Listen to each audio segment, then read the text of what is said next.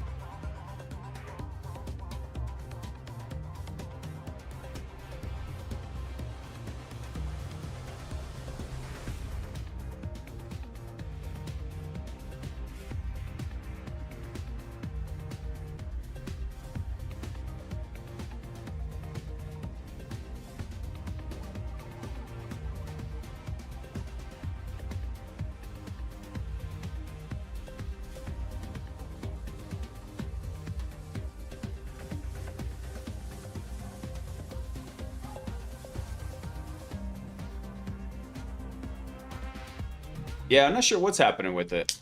Hang on. I'm trying to reboot StreamerBot real fast.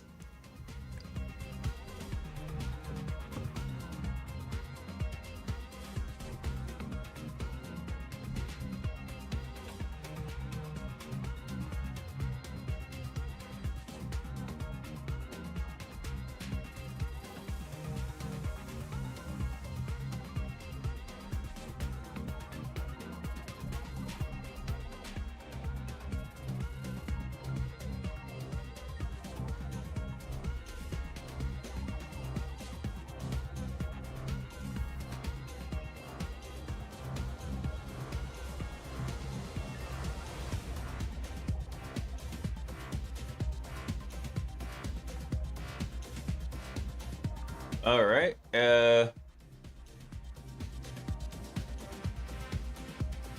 Okay. Everything's just crashing. Hang on. I gotta restart everything on the stream. I apologize. I'm gonna reboot everything. Give me like 1 minute.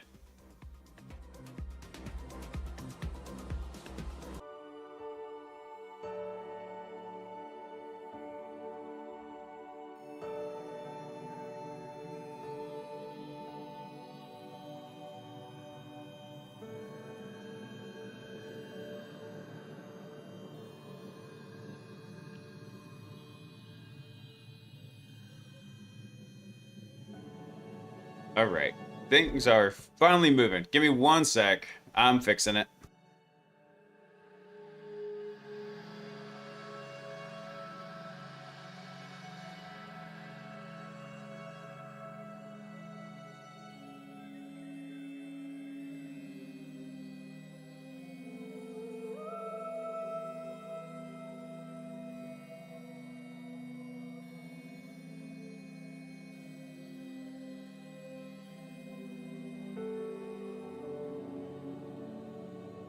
All right. Everything should be good now. All right. All right. I think we're good. I'm going to say that. I'm going to try something. Hold on. Okay, that worked. Did this work? That did work. Awesome. All right. I made a boo-boo. I did not gracefully shut down everything last night. I was so freaking tired at the end of last night's stream. Normally, when I get done, I will just shut off everything on the streaming computer and put it to sleep. I didn't do that last night. Apparently, it didn't like that. It gets kind of testy when that happens. So the only way I was able to get everything to recover was to bring it all down and then back up. In fact, hang on, I gotta go fix something now because the restart broke things. Let's see. I think everything might be working now. Hang on. Yeah, okay. Yes, all right. All the stream monitors are working. Good. Good. Excellent. What's the t-shirt say? Oh, it says, this is the same one I was actually wearing yesterday because I only wore it for the stream and then I took it off and then I just put it back on. It says, I'm not procrastinating. I'm doing side quests.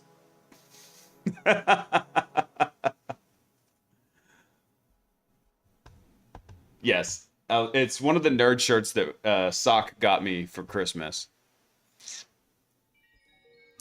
Yep. Just all the technical difficulties, man. Let's see. Okay, cool. This is still up. So, yeah, I had a pretty chill day today. Actually, Agent Zero got to test out a newly rebuilt engine that his grandfather put together, and it was booking. It was booking. We need a new thermal sensor in it, though. So we keep temperature gauges that are in line to the radiator, right? So these are liquid-cooled little two-stroke engines, and unfortunately, I didn't realize before we started doing some testing on it that we only have a post-radiator thermal gauge.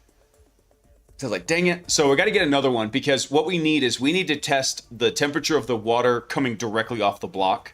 And then with that, we can tell if we've got it running too rich or too lean. Real easy. It helps with the tuning, no problem. Hey, Sick, what's up, dude? Maybe Jonko will sponsor with a t-shirt. I have plenty of t-shirts. It's like, This one just wasn't that worn very much, and I was out of the house all day, so I didn't even put the shirt on until practically the start of the stream because I was doing other stuff. All right, let's see here. Let's go check and see if Jakaris finished deploying. It looks like it did. Nice. Okay. Very cool. So, we have two options here. We can go through and finish doing air touch, what we were working on last night, or just hard pivot over to Jakaris. We've got those two options we can do. Ooh, which one do we do?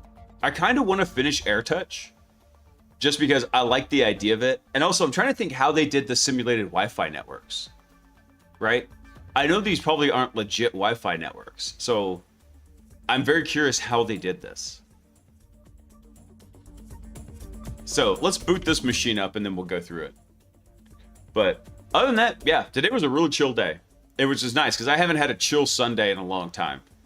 Went to church, went and saw my mom for a while, got a nap, worked on a four-wheeler for a little bit, hung out with my my sister-in-law and her family, and that was it. It was chill. It was a nice day. Yeah, it was a good Sunday. It's like, I wish I could have had more chill Sundays. Usually there's always something going on. I'm pretty sure next Sunday we're going to go out to a motocross park and get the kids some practice. So we've got one more race coming up. When is that? It's in 2 weeks. Yeah, it's in 2 weeks. We have one more Sunday to practice, and then we'll have the race after that. And then after that, we take the summer break. We're off for 3 months. Today was a good day. Didn't even have to use my AK. That's always a good day, man. All right, hold on. We're just waiting for this machine to boot up here. And we'll get cracking. We'll do a little crack-a-lax on it.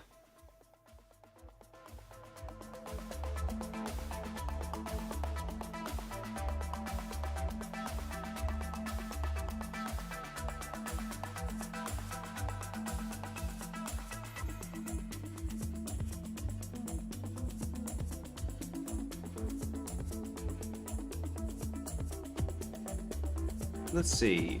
Hey, Kankles, what's up, man? All right, cool. Here we go. Let's do a little bit of reversing here. Also, hey, Data Lord, thanks for coming online, man. Welcome in. I hope you're having a fantastic Sunday.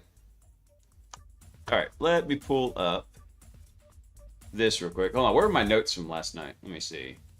I think it was this one. Yeah, that's it. All right, let me make a note because the IP address will have changed. Oh, no, it didn't change. Okay, cool. Excellent. That makes it a lot easier. There's our target right there. Excellent. That means I just have to reconnect to the VPN. Boop.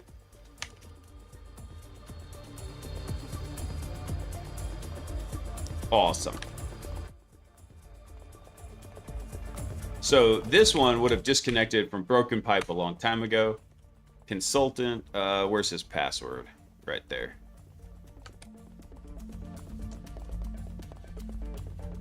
There we go. All right, cool. So we got a connection over to consultant. And if you remember correctly, this had like full root permissions. So we had that. And we've got all the aircrack suite in here. So let's double check something real quick. We probably do not have any of the wireless LANs turned on. So let's see. It was IP. I got the note over here. IP link set WLAN 0 up. I miss the old ways of doing this. There we go. So now WLAN 0 is online. Okay, cool. So let's go take a look at that. So now we can use the IW command to go scan. Dude, so Kankles, we're going to pretty much just kind of pick up from the start because we didn't get very far. I've still got the diagram up here, right? So we're still on the consultant's laptop. We're probably going to have to move over into the internet VLAN and then move over into the office VLAN because the internet one has a pre-shared key. And then the office one is using 802.1x. So there's a couple different paths we can take here. We can go capture a handshake for the tablet's VLAN here, and then we could try and crack it. That's probably the route we're going to have to go. Once we do that, then we'll have to find some system we can get onto and either extract out some kind of .1x configuration to where maybe it can connect to the corporate VLAN, or we'll have to extract some kind of credential or configurations from the tablet, bring it out, and then bring it over to our machine and then connect it over to the corporate VLAN.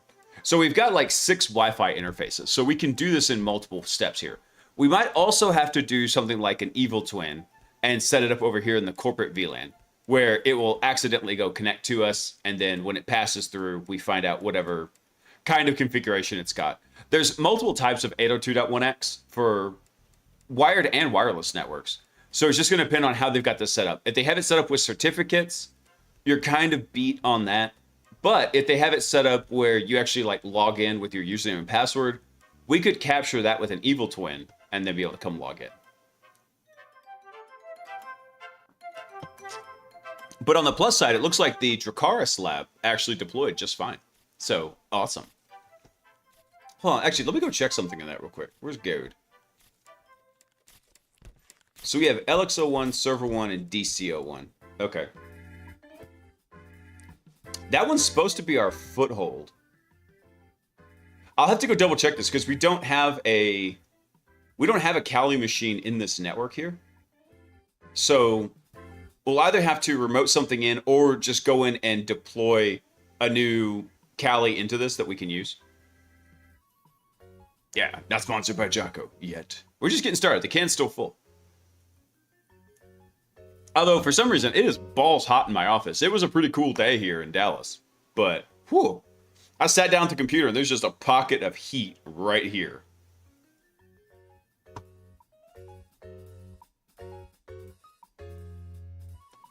Let me see here. Yeah, I'll have to think about how to do this on Dracaris.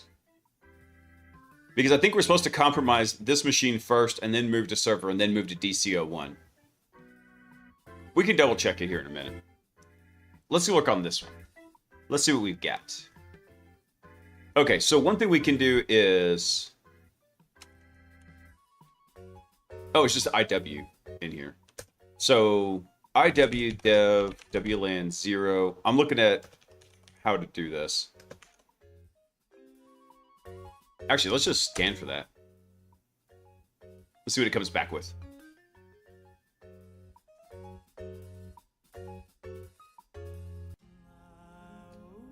Get yourself one of those air movers for your desk that feeds right into the return.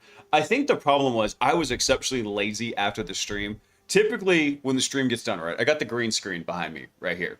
So, usually what I'll do is I have a shutdown procedure, and I did not do that last night. I'll go into the streaming computer, I'll shut down all the tools, and then put that computer to sleep, and then I'll remove the green screen. And I think because I didn't remove the green screen, it just left this hot pocket of computing, right? Because I've got the streaming computer, I've got all the monitors, I've got the stream lights weren't on, the monitors weren't really on, but I've got the NAS, I've got my computer, I've got my server, I've got a Nook, I've got the streaming computer. I have all that just right here, just blasting hot air in that direction. It just circles back around. And then on top of that, I've got my other desk, which is my work desk, where I've got 2 computers and one that's constantly running like it's on the Daytona 500 because it just doesn't know how to do power management because Dell. That's why. Yeah, I have thought about actually getting a portable AC sick just because it was already really miserable in here when it was in the 80s, and the summer highs have not even hit yet. I gotta fix the cold tub, too. The cold tub is currently busted. I need to go fix that. Okay, there's a whole lot in here. Let me see. What are the things that I need from this? I want the SSID, but also...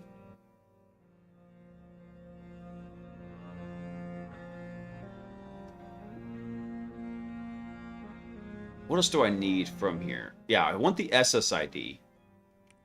Hold on, here's all the stuff here. So we want the BSS, right? So we want that. We want the SSID. We also probably want whatever channel it's on. So there's the channel. Let's see. I don't know if signal's super important. What about... don't really care about frequency either in here. Okay, so that's what I want. I want the BSS, SSID, and the channel right here. So let's go grep out those real quick. So let's do grep, and then we'll do... I think I gotta do this in extended mode here. So let's see. BSS or SSID or... what was the other one? Channel. I think that will do it. That'll do. Hey, there we go.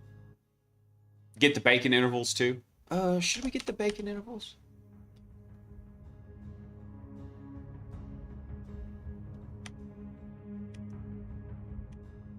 They look like they're all pretty much right at 100. So normally I'd agree with you on there.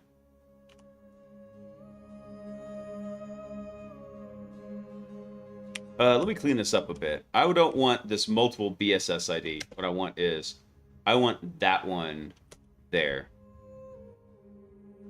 So if I put a space in there, there we go.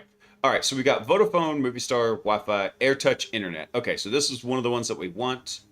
And this just confirms kind of what we were doing last night. AirTouch, Office. Let me see if this still matches right here. Is that the same MAC address? Let's see, 3FD2.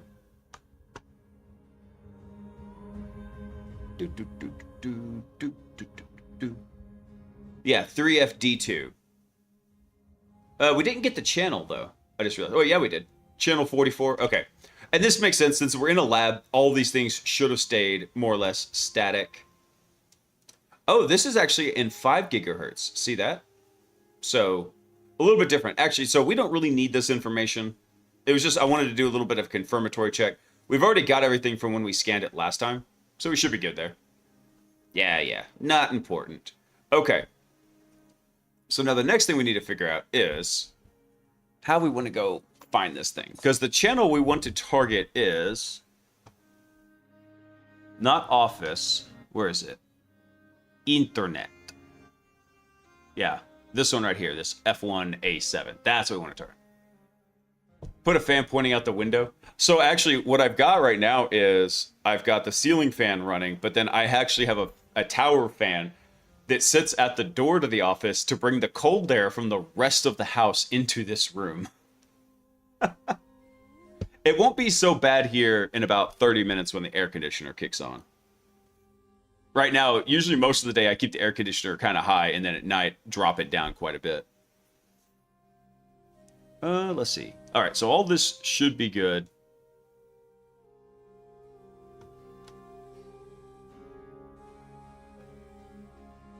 Double checking something real quick, y'all.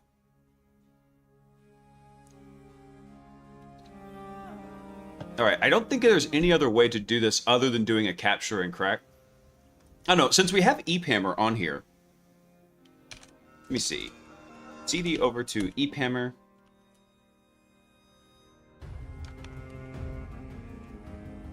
Oh, dang it. The command we used last night for EPAMR is not in here. But, hang on. We had it stored in our notes from last night. Where was that? Here we go.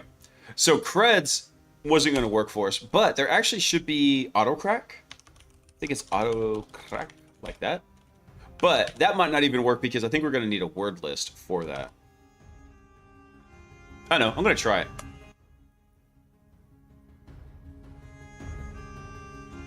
it. Didn't like that. Well, fine then. Let me double check the help menu real fast here. Let's see if it will do it. Not going to do it.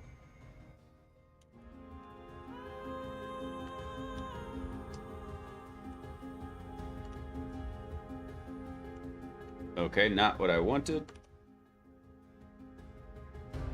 Oh wait, no, I'm an idiot. Hang on. See? There we go. Now I can search for it. Crack. Oh, it's no. There's no dash in the auto crack. That's what it is. There's no dash in the crack. Let me see what it does here.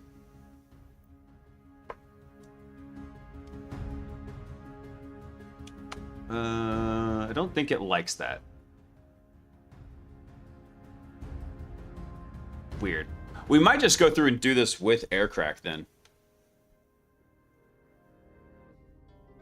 Let me check something real quick, because there was a change to Hashcat on this. So this is like,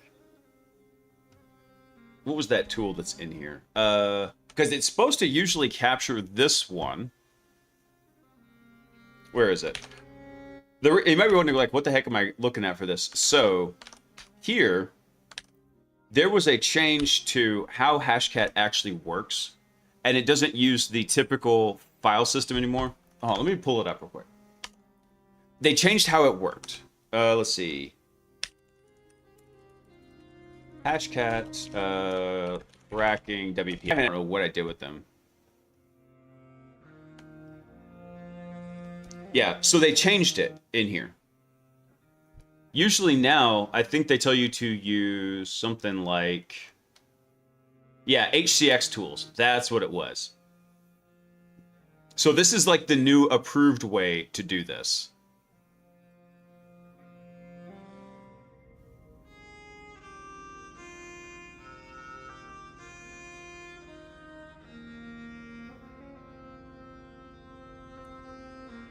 Let's see.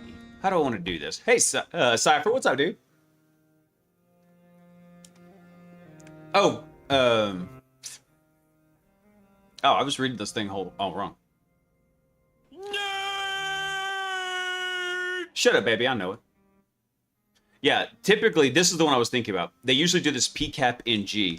And if we look at what it was doing in here, let's see.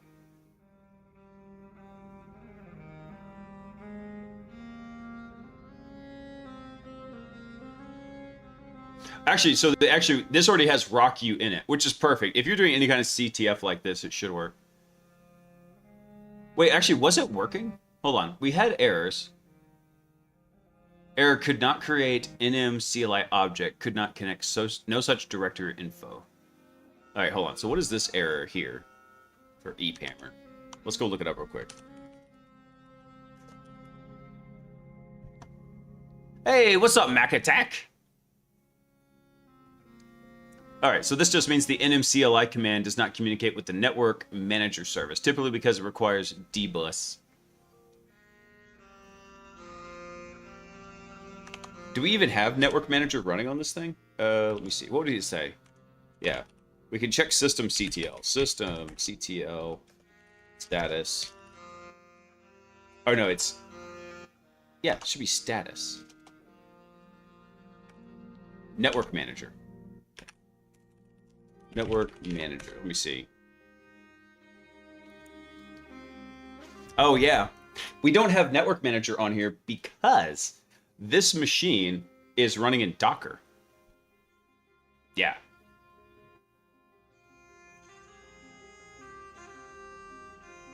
Do I have tmux on this thing? Ah, I do. Nice. Control B. There we go. We now have nested tmux sessions. Excellent. So now I just have to hit Control B twice to move up and down with this. Let's see here. Hold on. I want to try this.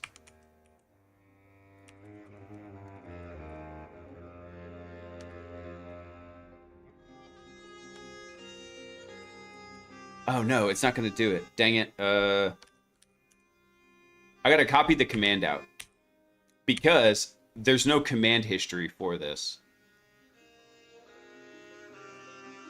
No. No. Stop it. Stop it. Hold on. I want to get my command back. Wait, hold on. What does it matter? I've got it over in Notepad. Why am I making this so difficult? Let me just change that.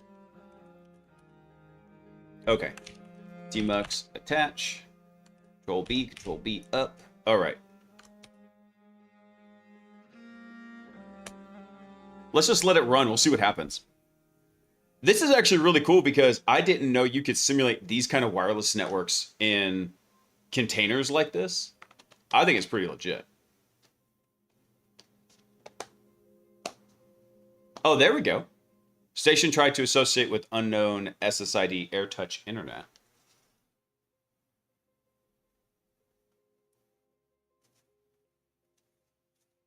Well, that means we're getting something.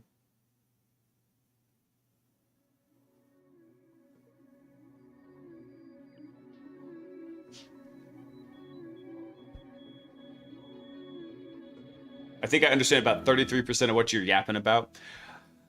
A lot of times whenever you're going through and you're attacking wireless networks, what you're doing is you're attacking some kind of flaw in the underlying cryptography.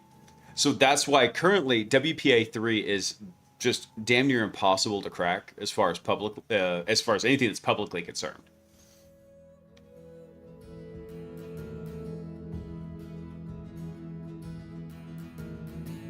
You got DeepSeek to help you with an exploitation framework before my uncensored AI that usually works. Ooh, nice. All right, how will we know if this actually comes through and works? If this doesn't work, we can always fall back to doing air crack, which is the old school method.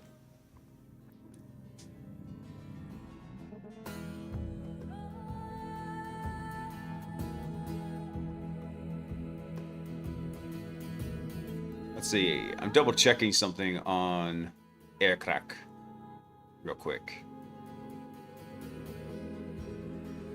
Because what we have to do is we'd have to put that interface over into monitor mode, and then what we do is we'd start basically capturing packets. We actually could crack it with aircrack itself. So as long as we're not trying to use Hashcat, it's not a problem. We don't have to worry about the HCX toolkit, which is the other way I had been doing it. Because the last company I worked at, we had a really beefy hash cracker. So anytime I had to do anything like this, it was no problem. Let's see. It's still trying. Oh no, I didn't mean to hit that. Hold on. Damn it. Hold on, can we tell? Let me look at something real quick. Can you tell EPAMR to not use NMCLI?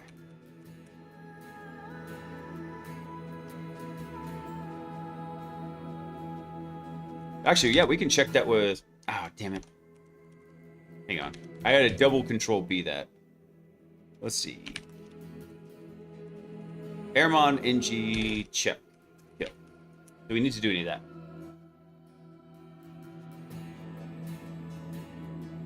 We don't have mod probe installed. What? Okay. I think EPAMR is just not going to work for us. That is unfortunate. Because I wanted it to work for us. But that's okay, because we can do this with aircrack. Hang on. I had looked up some notes on aircrack yesterday. Where were they? Ah, I lost it. What'd I do with it? Come back notes. I don't know what I did with them. Ah, here they are. Okay.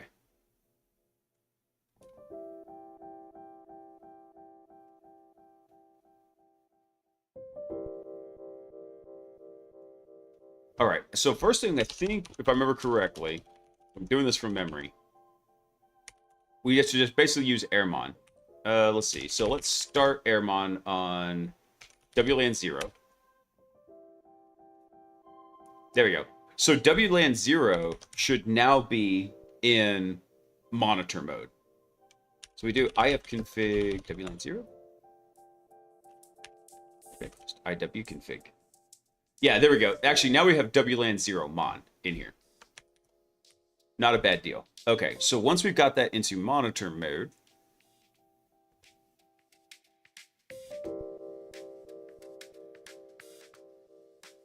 we should just be able to arrow dump this. Let's see. Arrow dump. And then we go set our... Hold on, let me double check the options in here. Because we just probably have to just go set... Damn it.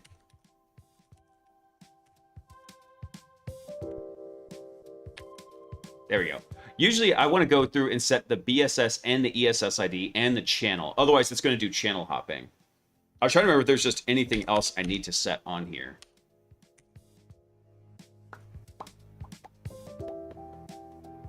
No, I think that's it.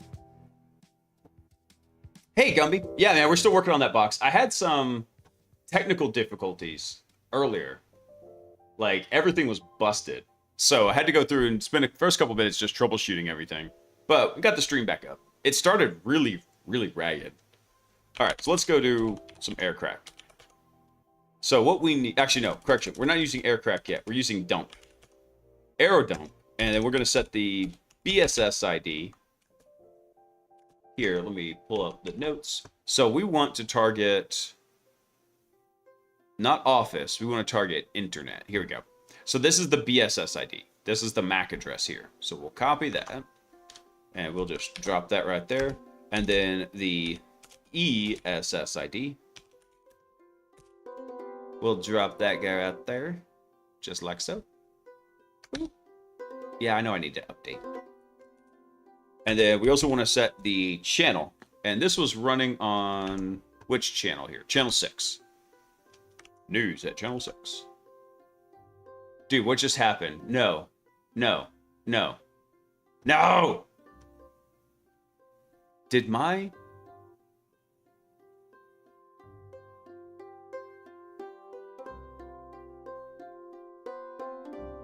That is hella rude. Hold on. Actually, hold on. We had everything running in T-Bucks, though. Hey! There we go. Alright, I don't know what happened to the terminal. It just crashed out on me. But, that's alright. We had everything running in T-Mux. Oh, we gotta specify the interface. Where do we do that? Oh, it's the last thing we want to write. Okay. So, WLAN 0 mon. There we go. So now what it's doing is it's going through and actually looking for those handshakes right now. So, when it sees this, what happens is, I don't remember what the exact packets are, but here's what we're kind of looking at, right? Let me go and just clear all this stuff out. Doop. So here's what's happening. What happened was, whatever you've got, like, your tablet or anything over here, right? And you've got your wireless base station here, right? The little wireless antenna signals. So they're actually going to do a handshake back and forth as part of exchanging the encryption keys. There are some parts of it that are encrypted and some that are not. But if you capture this four-way handshake, you can then take this and then you can run it into something like Hashcat. And then the reason why I like Hashcat is because it's GPU accelerated, right? So you can run through, try all sorts of different brute force password combinations offline. So you capture the handshake, you take it offline, you try to brute force it, and usually it runs pretty freaking fast. However, you have to capture each one of these packets back to back for it to do that. So right now what we're kind of doing is we're just chilling and waiting to see if we get one to capture in here.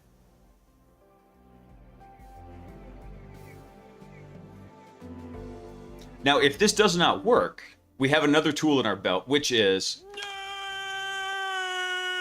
Shut up, baby. I know it. Not your usual, like, TCP handshake. This is a wireless authentication protocol handshake. So this is actually happening technically at layer 2. It's not happening at layer 1, yeah. So this would have to be like more or less like a layer 2 protocol here. They're going to exchange those packets in this. So this is, I forget what it's like EAP, EAPAL, EAP accept, EAP reply, something like that. Yeah, so not a TCP handshake. That's a little bit different. But we have another scenario here. What if this guy's already connected, right? So he's already got like a solid connection over to this guy right here. Well, we might not like that. So older systems are usually vulnerable to like a deauthentication. We can actually send packets that aren't authenticated that tells tablet here, yeah, you've been booted off the network. Go away. And then when that happens, it will then run through this handshake protocol again and re-authenticate. So you deauth them, you kick them off the wireless network, and then they reconnect, and then when they do that, you recapture that handshake right there. And it looks like that might be what we have to do here. We see some probes for AirTouch. Let's see. Let me CD back. I think it's Air Replay? Yeah, that's it.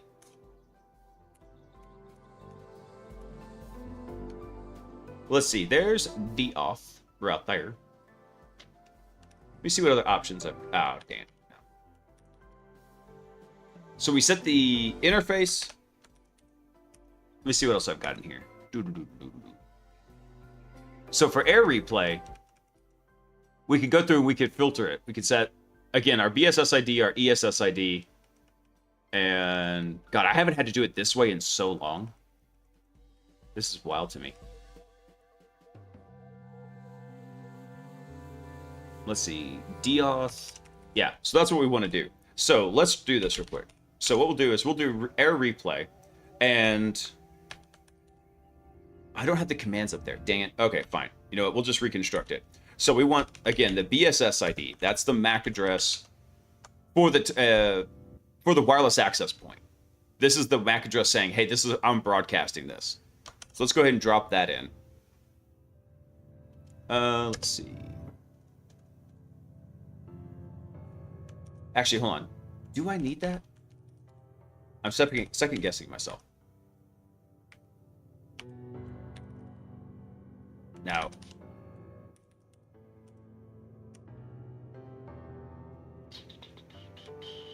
Yeah, I think that. Yeah, we want to set the BSS ID and probably the ESS. No, actually, not the ESS ID. I take that back. Yeah, we don't need that because that's for fake auth attack. Don't necessarily need that. What else do we need in here? I think that might be it.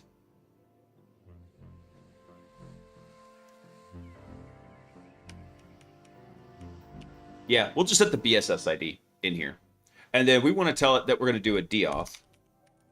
And, I don't know, we'll have it do like 5 of those. So it's going to send 5 of those DAuth packets, bam, bam, bam, bam, to try and kick them off the network. And I think we need to tell it which one we're sending it through, which I don't think we use the monitor interface in here. Let's try it. Wait, no BSS ID. What? Oh, it's because it's TAC B. My bad. No such device. Okay, I guess it is going to be Mon0. I did specify the BSS ID. You said it was TAC B. Maybe that's a tooling error, because here it literally says, hey, the BSS ID.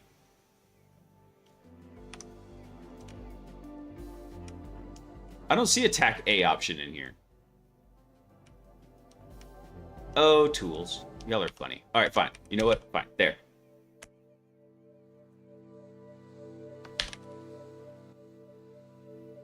Oh, and there we go. So WPA handshake captured. Unterbars. So now we can shut this down. We come up here, Control C. Excellent. So we did exactly this. We were in this scenario, right? This is technically like the contractor machine, but anyway, it was already connected. There was a target that was already connected over to AirTouch Internet, right? We deauthed it. It was old enough to accept that, and then after it did, bam, we got it. So you might think that if you've ever done any of this, like, hey, by the way, a lot of modern machines, like cell phones, laptops, they don't usually respond to those deauth packets. However, IoT devices typically still do.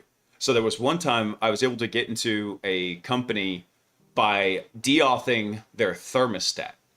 They had an IoT thermostat. It was network connected to their wireless. Nothing in the office would deauth except for that thing. So I deauthed it, caught the handshake. I don't remember if I cracked it or not, but that was still funny to me. Yeah. Now, all of this is also predicated on how strong the password is, right? If your WPA2 password is very long and strong, giggity, then you're not going to crack it. Hit him with that bad touch. That's right.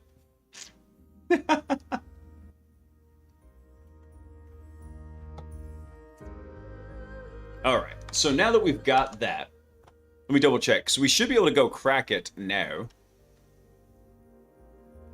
So what I need to do is, let me zoom in on this. Let's do long listing. Did it not write it?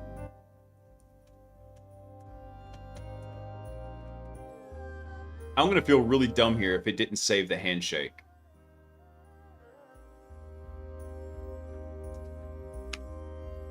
Hold on. Aircrack NG. Which one is this?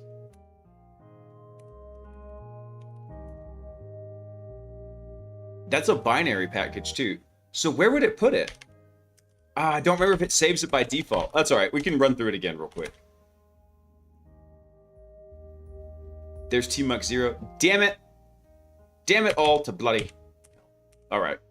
So we didn't set a write file to this. Hold on. What is it? I think it's TAC W. Yeah, it's TAC W in here. So hang on. TAC W. Call this hell, just write it to tab -temp. There we go. I think we don't have to supply a file name, just a folder. Yeah, let's do that. All right. Then we can come down here. We can rerun that same command. All right. Boom. There we go. Easier demonstration. So we only had the crack running for a short time. We de-authed it. WPA handshake came up. Boom. Excellent. So now, let's go see what's over in temp. It didn't make anything.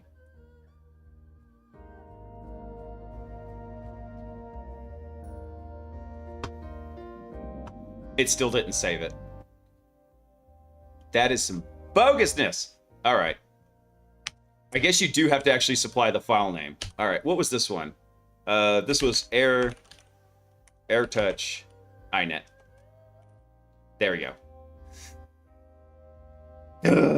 If it doesn't reauth, then you're beat. You just got to sit there waiting until someone does. Okay. Hang on. The double control Bs are messing me up, but I'm actually glad I had them. All right, so now, there they are. Okay, so we've got our cap file, which this is like just a packet capture, a CSV of, I forget what this is, Kismet data. I never really messed with Kismet, be real with you. I wanted to, but I just never had time to dig into it. All right, so lesson learned there. You do have to actually supply a file name. But now, we should be able to figure out which one this is. Let me see. Let me double check something real quick. What's the actual command we need? We can just use aircrack for this. So, aircrack. We only have one cap file in here, so that makes it easy. Eventually these cap files will fill up and it will like iterate down them, if I remember correctly, but we should be fine. And this will be .cap right here. Oh wait, no, that's wrong. That's wrong. We want to use the word list in here. Oh, where was RockU? Will it automatically use RockU? No, we need to find a dictionary option. Dang it. Let's see. Find / tac name rock. Let's see if that will do it here. I got to figure out where that was in there because EPAMR had it. Damn you. Oh, there we go. We have a word list directory in there. There's RockU. Okay. So, easy peasy. We come back over here. Where was our command? All right, so now we got to give it this. So, we tell it what word list to use. So, we're going to use root EPAMR word list rocku.txt. There. Crack for me. 1 hour left. Oof. Hopefully, this won't take very long. Typically, anytime you're doing something like this, key found. Wait, was it just challenge? Is that it? Okay. If that's it, that is awesome. Because then we can stop. We can stop the Erman on here. So we shouldn't have that anymore. Yeah. Oh, you know what I didn't do? I didn't do good note taking on here. But that's fine. We captured it. Key found. Challenge. Let's put that over in our notes. Let's see. Let's make a little note here. Used aircrack. Got PSK. Challenge. Just like that. Boop. All right, so now I gotta remember how to connect over to this thing. We could use... Oh, we are gonna have to do that because of the WPA supplicant. Damn it. You know what? Let's connect. How do I want to do this?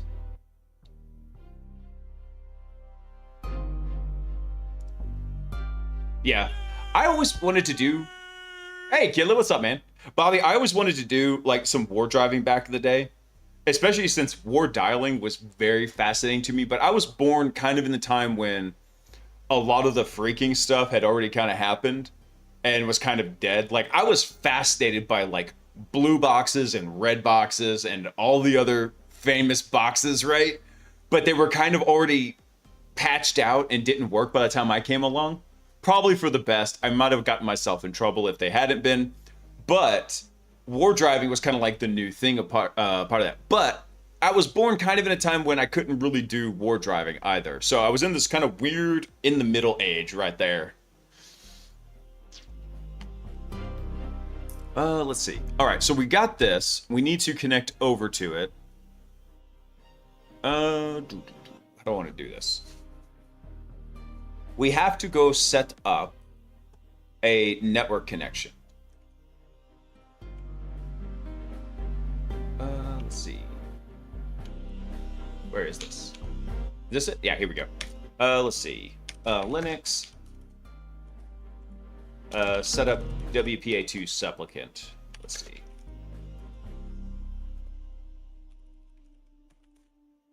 Because that's what we have to go through and set up in here. Let's do Ubuntu 20. I think it was 20. What was our version on here? Hang on.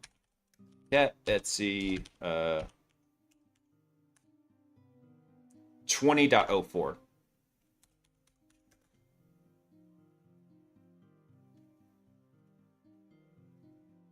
Let's see. Do we have NetPlan? I don't think we even have NetPlan on this machine.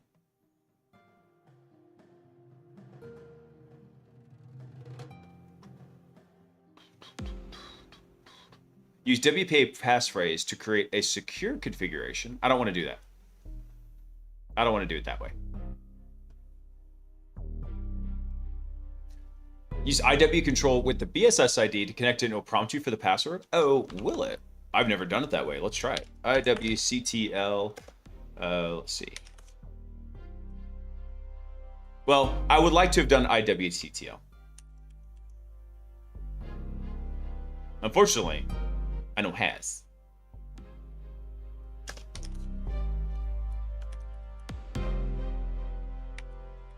Oh, hang on. Like, why is this scrolling weird?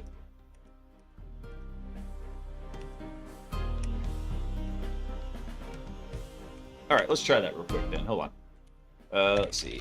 Connect to WPA2 network with IW command. I gotta figure out what the commands are for this.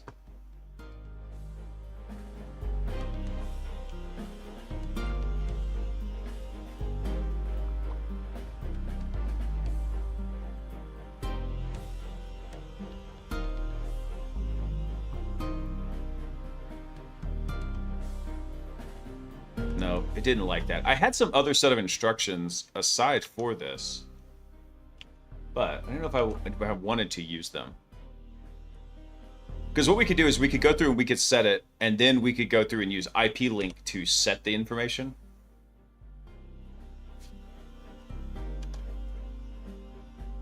I guess that's what we'll do. Let's go over to Vim, AirTouch, inet.com. And then what we need to do is we need to basically set up our system here. So our SSID is going to be what?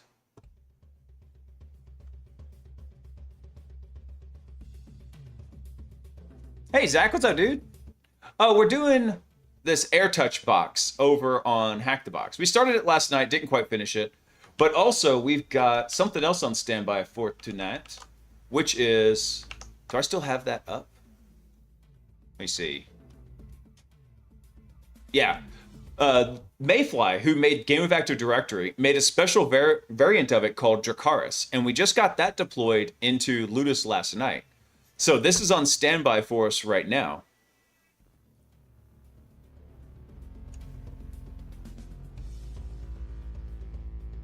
I don't know if we're supposed to start with that machine or if we're supposed to like hack on it, whatnot.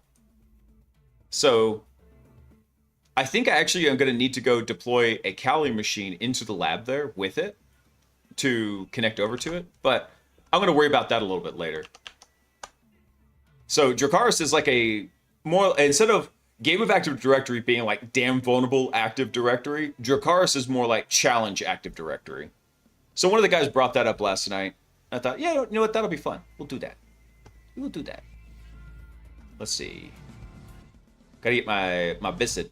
There you go. There's the BISID. Oh, wait, no. I need the SSID first. Which is funny because it just calls that the ESSID is that. Let's see. How do I challenge this? Okay. Then we tell it what the pre-shared key is. Pre-shared key is going to be challenge. And then I don't know why, but this guy said to put this in here. Scan SSID equals 1.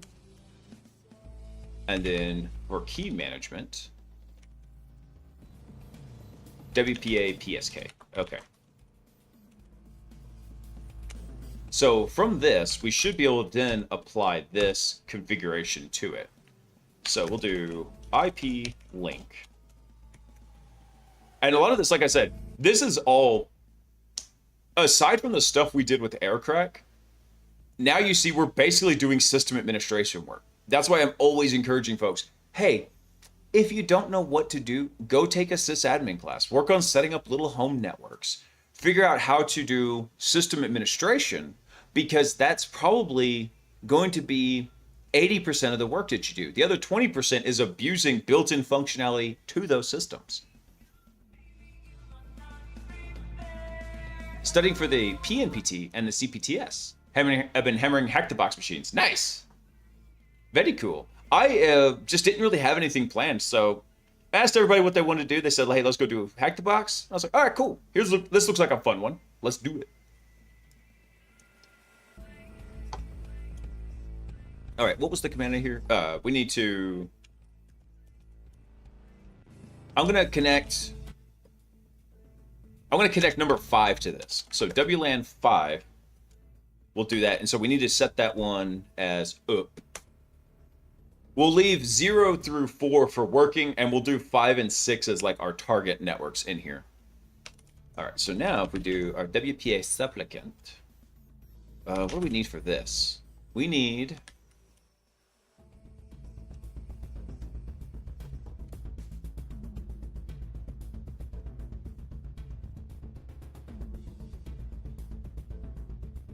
Are we going to specify the driver? Man, I hope not. Well, actually, I think I know. I think this was the same driver that it was using, so we might just be able to use that.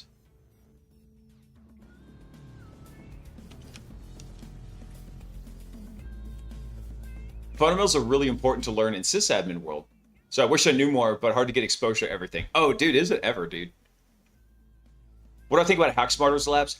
I have been meaning to go dig into Tyler's labs. I don't know. You know what? I'll talk to him. Maybe we can do that next weekend, because I didn't know what he did and did not want shown on stream. And I like Tyler. I think he's a cool dude. I just haven't worked through his lab material yet. But I've talked to him. I've seen what he's doing. He's pretty cool. And I think he's doing a good thing. He recently got almost screwed over by Stripe, unfortunately, because Stripe just doesn't care. He got very fortunate that someone who knew somebody could vouch for him and get Stripe to manually reapprove his account. And it wasn't for anything nefarious. It was just because Stripe's automated system flagged flagged his company because of the way it transacts. There's no other way to say it. So it was really annoying. I'm glad he got that sorted out. But honestly, if I'm going to go sign up for it, I'm going to go do it over on Ko-Fi, because I think he gets a bigger cut of the money if you do it on Ko-Fi. And he said it's got it integrated. So, but I'll message him. I'll be like, I'll ask him what he doesn't mind being shown on stream. I think he's got course material and labs, if I remember correctly. And if that's the case, definitely not going to show the course material on stream, but maybe we can go through and do some of the labs. In theory, it was because of chargeback, Cypher, because I guess what happens is he was giving away so many like free weekends or something, and then people weren't, and even though he's got warnings and emails saying, hey, if you don't want to be charged, you need to turn this off. And they were, and then they were doing chargebacks on it. So, yeah, I'm pretty sure he does too, Zach. I just always like to go check with him beforehand, right? It's a professional courtesy. All right, I don't think we need... As I was reading through something, somebody said attack B option, but I actually don't even see attack B option for what I was just following along with. Let's see. I don't know, we'll try it without it. WPA, supplicant, let's see. I don't think we even need to set the driver. I'm just going to try it this way. We'll do WLAN 5, and the config file will be root AirTouch inet. Unknown global field. Well, don't you just suck diddly yuck, Flanders.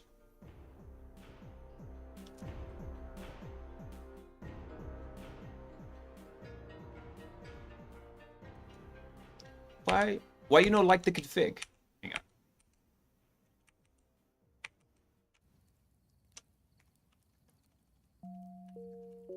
Let's see. Yeah, this should be right. Just network. Oh, you know what? Actually, it may not like this part right here. It may not like this white space. That might actually be breaking it. Let's see.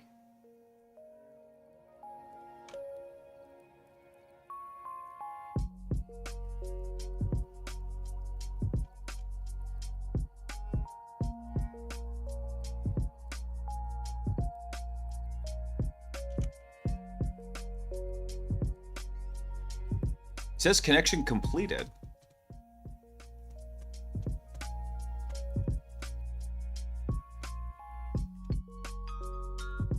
Hold on, let me zoom out here.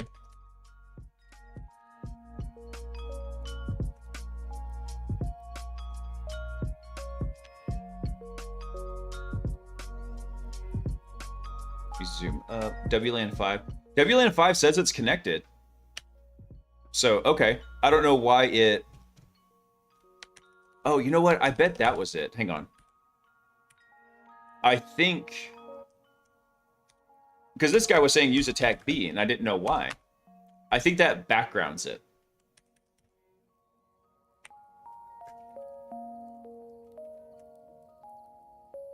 Okay, so it says it's connected. So now we should just be able to... I don't think if we do a IF config, WLAN 5, I don't think we've got an IP address.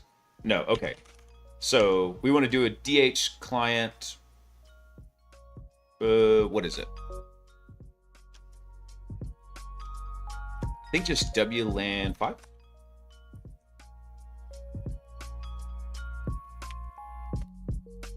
Hey, there we go. Look at that. Oh, nice. We're at 192.168.3.69. Nice. Excellent. Excellent. Okay.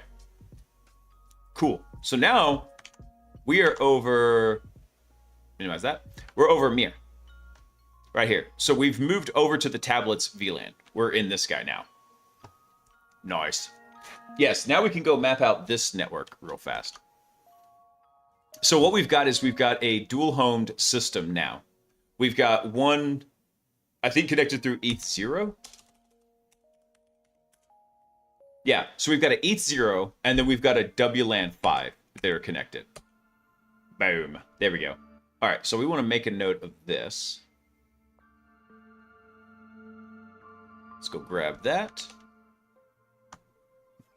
Make a little note in here. Let's see.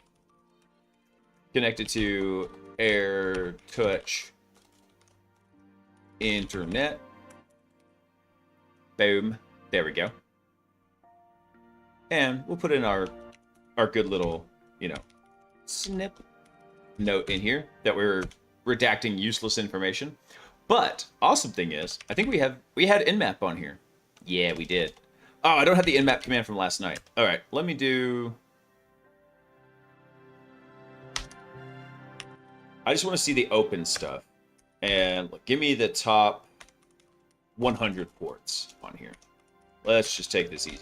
Top ports 100, and then let's do 192.168.3.0/24. Let's go see what's on that network real quick. We'll just let that guy run. Did I get in? Yes, so we managed to get connected over here. So like I said, the only actual like hacking part we did was the stuff of getting the wireless network credential. Everything else after that has been all system administration. We're just going through and we had to set up the WPA supplicant so that this laptop, which is hardwired, could then use a wireless network to connect over to this wireless network here.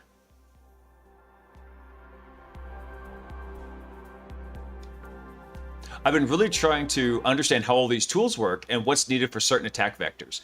It gets very complicated, Zach, quite honestly. Some of it comes from like on-the-fly research and just experience. But actually, thankfully, now that we've got a lot of the AI assistants, they can actually help with that to a certain degree, right? A lot of them are like, oh, sorry, I can't help you do that, even if you are, you know, doing it for learning purposes and you want to be legit. Because doing this in a practical, legal, legitimate way is just a matter of, do you have assigned rules of engagement? That's pretty much it. So, but there's a lot of reference material out there on the internet where you can go through with that. There's all sorts of different, let's see, like AI chatbots that aren't as restrictive as something like Codex or Claude Code. Oh God, Claude Code has turned to utter trash recently, man. Not sponsored by Jocko. Yeah. I hate what they did to my boy. It was working so good from all the way from December to March. It was amazing. And then they just went through and butchered it. It's fine if you turn off 4.7. Yeah, I did a test where I went back to 4.6, but also it's still acting really weird, man. Yeah, depending on what you're doing, some of them might be. But one of the things you could also do with this, Zach, is if you've got access to some kind of coding assistant like that, you really want to get down to the nuts and bolts. Go download the code, because all these tools are open source.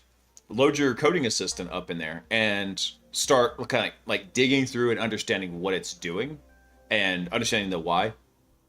Like I said, a lot of times whenever you're, or I say a lot of times, for WPA, for WEP and for WPA2, everything you were going through is actually abusing flaws in the cryptographic system, in the wireless protocol. So it's things that they really can't kind of go through and fix. And then there's different flavors of that. So you've got TKIP, you've got, what was the other one? CCMP, if I remember right. And they just approach things differently, but they all kind of have the same underlying flaw.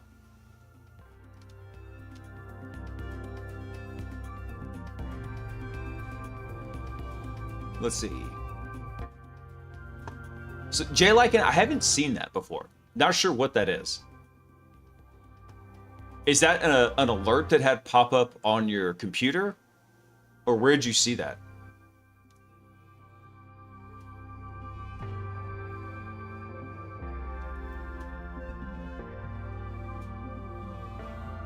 So I've been impressed with the coding agents because a few months ago I had to handhold everything. Last night I had it generate complete features in some services and it did decent code and did it right. Yeah, actually, you know, the one I've been tinkering with the most recently is Codex, and Codex has actually been crushing it. Codex, I've had it doing some beacon object file work for me, and it's been doing a fantastic job. Okay, here we go. We got some data back. We got the router here. And we got us. That's it. That is it. But this is actually pretty cool because then we could actually go look at what we want to do with this guy on here. So let's do something real quick. Let me go over here, if config. Let's see. So here's our ton 0 right here. So this is actually what we want to use real quick. Let's go do something. Let's go pull up Mythic real quick. Password 1234. Boop. And then let's make a new Poseidon payload. Actually, hold on. Before I do this, I want to do something different. I'm going to come over to C2. I'm going to make a new C2 profile real quick first. So we're going to call this AirTouch. Oh, that was not what I wanted to do. Back that out. Back that thing up. Back that thing up.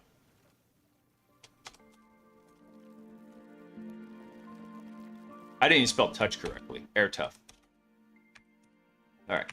AirTouch, and let me grab that. Where'd it go? Oh wait, I'm trying to Alt Tab out of the window that I need because I'm a genius. There we go. Copy that. Let me bring this up. So I'm going to drop this in here. So the callback host will set that up. This is just going to be via our IP address right here. Callback interval 1. Jitter 0. Callback port 8080 right here. Because what we're going to do is we're going to... Actually, no, that should be fine. We could have it just call us directly back on 80. Right there. Boop. Yes, yes, good. That should be good, actually. Yeah. Because this one has a direct connection over to it. Yeah, we should. Hold on. I want to verify something real quick. Let's see. One. Let me do something real fast. I'm going to do the exact same thing here. Actually, I'm going to take this out. I just want to just check port 22. And then check this IP address real quick. But I need to do one more thing. I need to tell it, don't do a ping.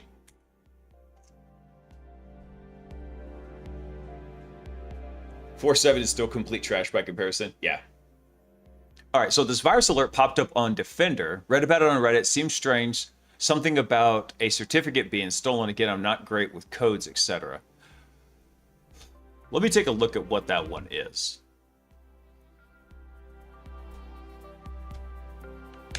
Let me see if I can find it real quick here.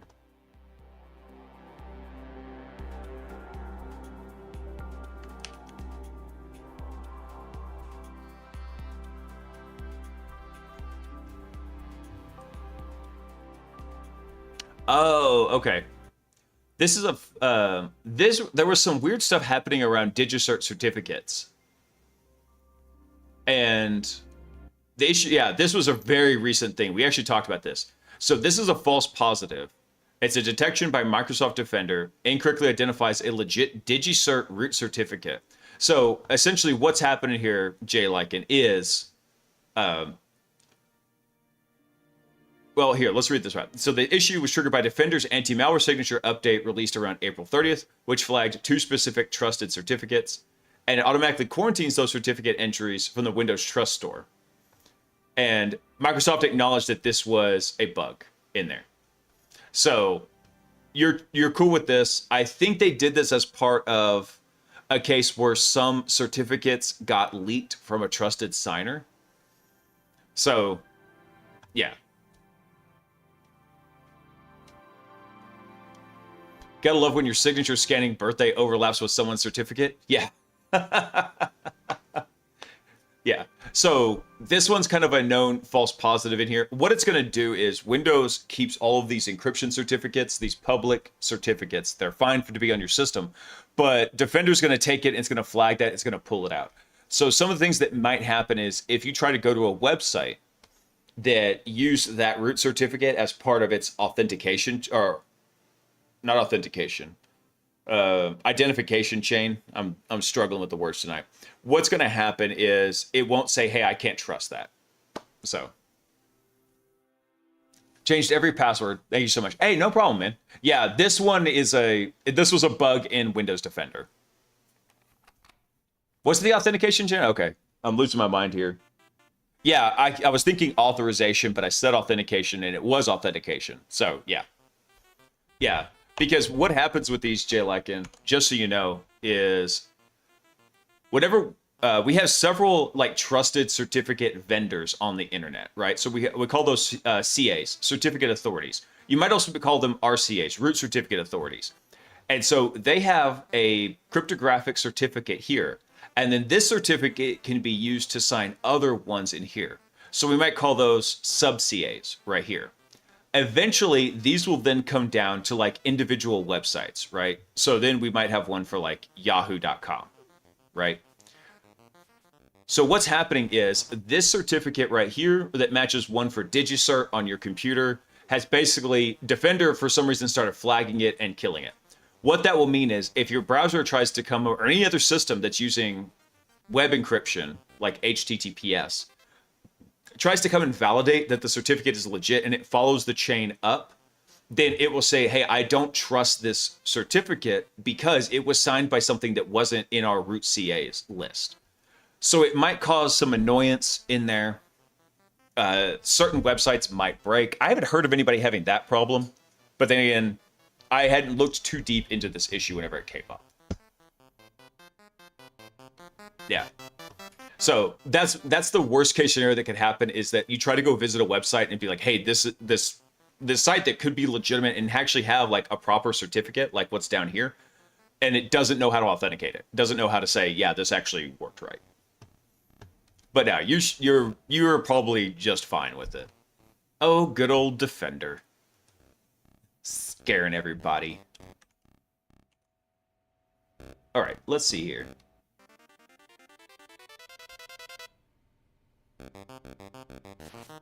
Oh, so it can't reach that machine. Oh, interesting. Okay. How am I going to get it to call back then?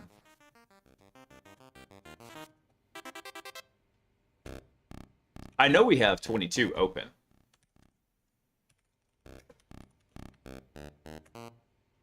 Yeah, we've got 22 open. And we also have 8888 open.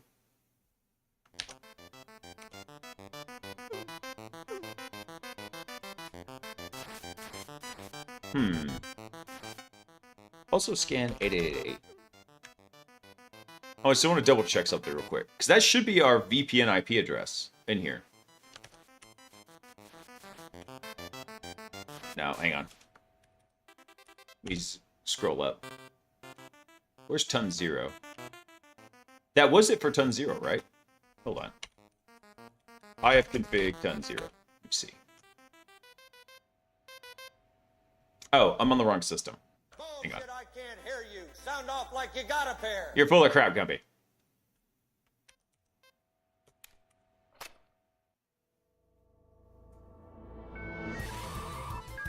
Let me exit out of this real quick, because I don't think I'm going to need it right here.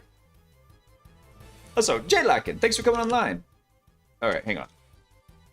Let me run this again real quick. Yeah, we got 22 open. I have config ton 0. So we're 1010, 15, 134. I'm just double checking this real fast here. 1010, 15, 134. Yeah.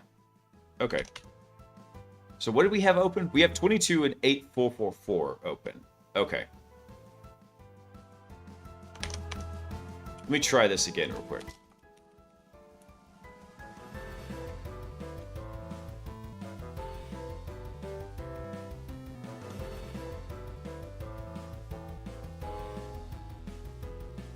Because if it can't reach back out to us, then...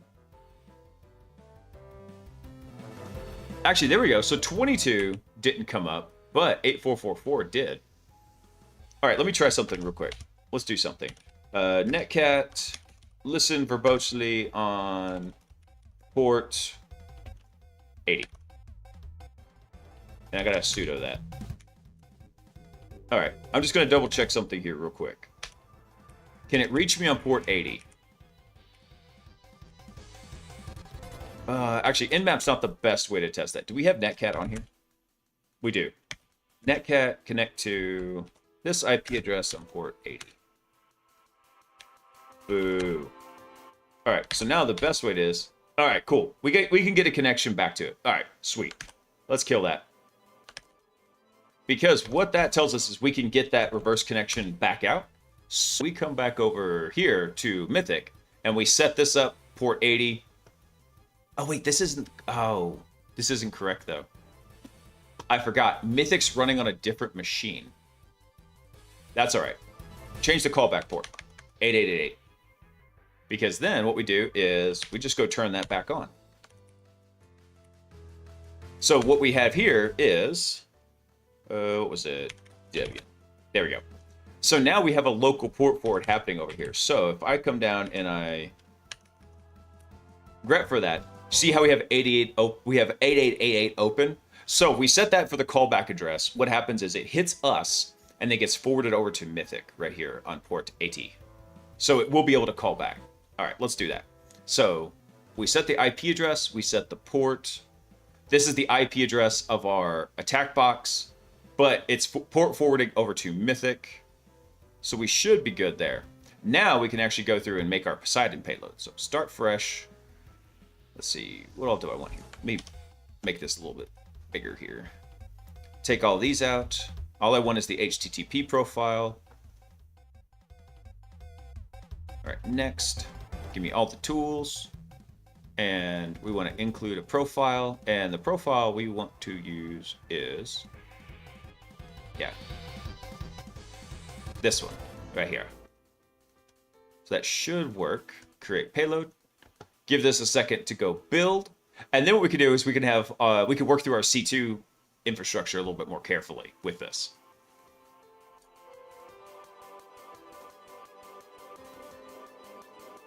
Let's see. No AR Reddit post or cybersecurity website could have possibly explained it better. Oh, no problem, man. Dude, this is what I like doing. I had a funny conversation with my brother-in-law. He's not technically my brother-in-law. He is my sister-in-law's husband. So for lack of a better term, I just call him my brother-in-law. But he was asking how the streaming was going. I was like, it's going pretty good. And we were talking about something. And I told him, I was like, I think I make like $2.50 an hour. But I didn't say that. I said, I make about $2.50 an hour from streaming. He did not think there was a decimal point in there. And so he's like, why are you still working? I was like, because I can't live on $2.50 an hour, bro. He's like, what kind of bougie lifestyle do you have? I'm like, not that. It's like, what do you mean? You can't get a bag of fries for $2.50. And he realized, he's like, hold on, $250 or $2.50? I was like, $2.50. Like, oh, all right. I was like, yeah, man, no. If I was making $2.50 an hour streaming, I probably would have quit work already. That's some big money. So to give you an idea, hold on, I did the math on this. The way it typically works out is I get about 10 cents per viewer per hour, right? So right now there's 21 folks on. So at 21 folks on there, I'm making like, let's see. It's easy. 21 times 0.1, making about $2.10 per hour, right? So in order to make $2.50, right? For that to be $250 an hour, it'd have to be $2.50 and then divided by 0.1, right? So I need like 2,500 viewers on here. That is like the top 0.1% of Twitch. I was like, yeah, I'm a little bit away from that, a couple of orders of magnitude. But you know what? Keep having fun with it one day. One day. Got to up the beard game to get 25K viewers, dude. I don't even need 25K. I just need 2,500. Right? Hey, Kaiju, what's up, brother? Let's see. All right. Did I download this? No, let me download that. Wait, yeah, I already did. Okay, what we're gonna do now is we're gonna SCP this bad boy over there. So let me come back over to here. Let's do this. Where was my SCP command? Here we go. All we're gonna do is we're gonna turn SCP on its head. So we'll go from home, downloads, poseidon.bin, and we're gonna put this in. What the hell? Where'd my command go? There it is. We'll put this in root as poseidon.bin, like this, and then I need the password. Hang on. Yeah, but it was just such a funny miscommunication. Like, he couldn't believe it, and I couldn't believe that he couldn't believe it. Oh, I can't put it there. Hang on. I think I can put it in temp.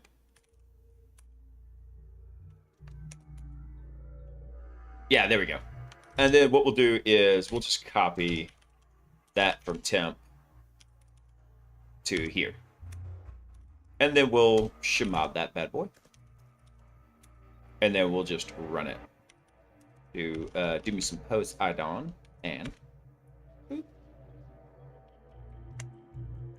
No! We're missing a version of glibc. You bastard. Dang it. I think there's an option in here.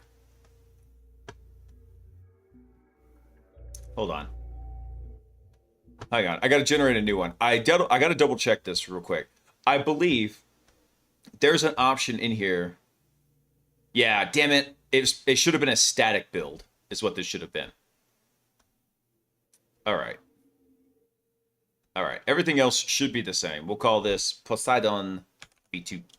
Poseidon 2. There we go. So without the static build, it's trying to pull in the glibc libraries that it's expecting, but this system is so old, the glibc libraries are out of date. Step 1, beard game. Step 2, Step 3, profit. That's how it works. Hey, Peaches.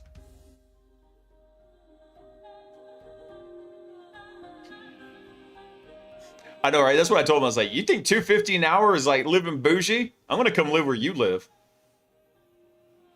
All right. Let me come over to payloads again. All right. Let me download Poseidon number dose. And then we'll do the same thing up here. Let me guess. You have to go out to go potty right now, don't you, Peaches? Because that's exactly how you've been acting. Hang on, Peaches.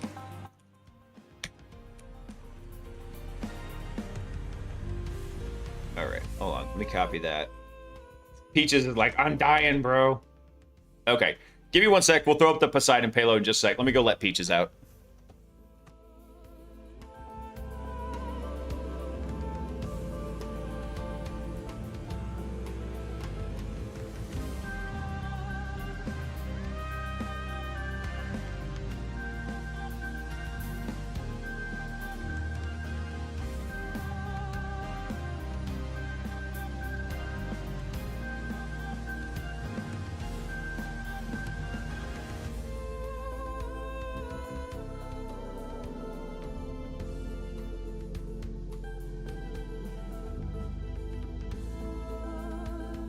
What, your mom buy you a pewter for Christmas?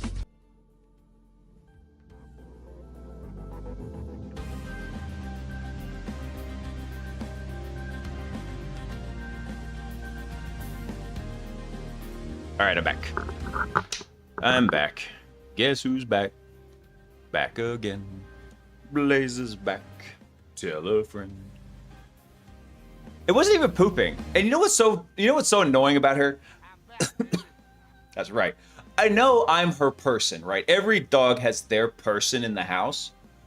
She completely bypasses Sock, who's in the other room, that she has to go past to come to me to ask to go out. She don't even ask Sock. She's like, no, you. I need you. I'm her tool. I guess I am. Little turd. She's my little shadow. I felt really bad the other night because I was closing up the house, getting ready for bed. I turned off the lights and turned around, and she had stopped behind me, and I kicked her a little bit. I was like, oh no. It's like, Peaches, don't stand in the path. Yeah, that's what I get for talking shit, obviously. Obviously. Alright, hang on. Let's get rid of this Poseidon payload real quick. And then let's copy over the new one. Let's see. Temp Poseidon 2.bin. And then we'll shema that. And then we'll run it. Alright, so then let's go back over here. Hey, there we go. Cool, so all the networking worked. We got a new callback. Excellent. Excellent. Good. Good. Who am I? Shell, who am I?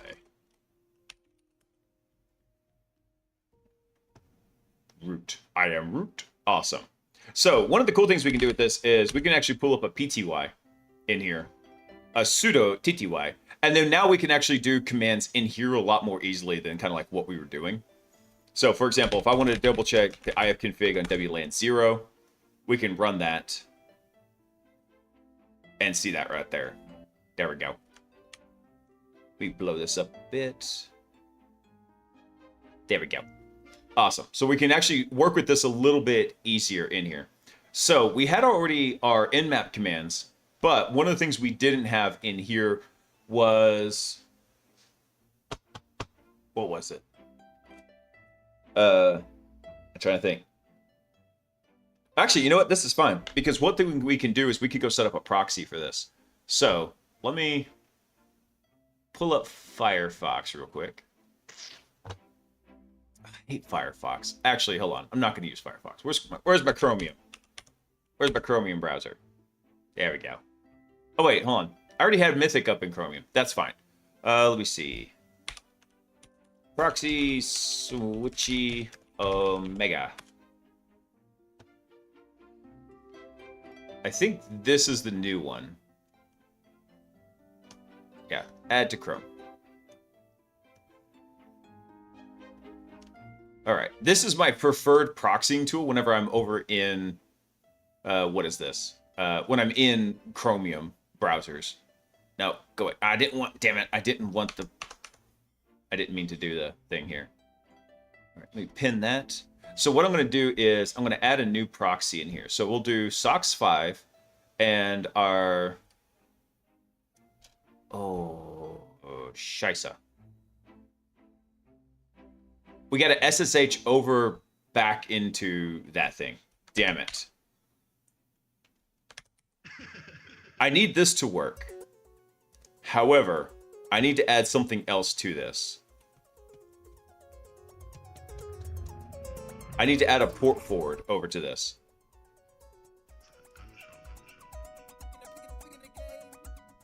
Let's see. Where are the host IPs usually stored with like your hosting machine or a hosting service? I offered help to a friend with some AI pen testing service hosting.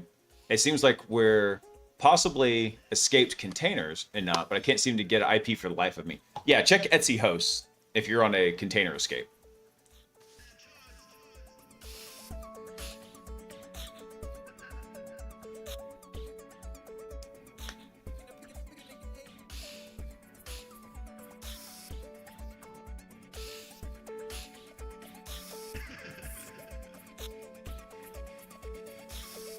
Yeah, so you should just be able to go to /Etsy hosts.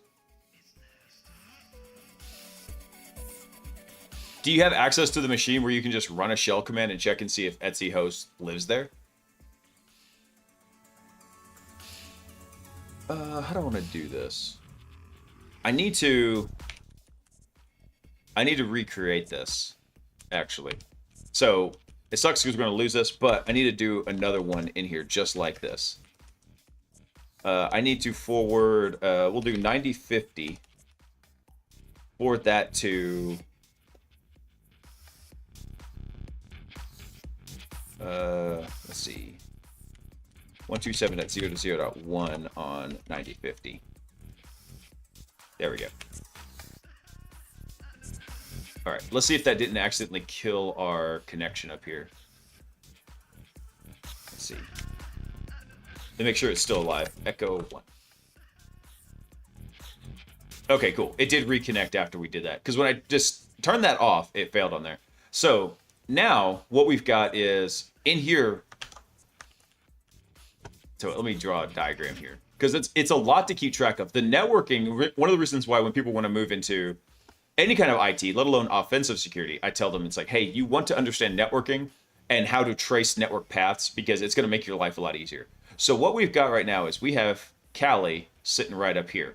And then we've got our C2 server sitting right here, right? Like this. Actually, hold on, let me back this up a little bit. Let's do this a little bit different.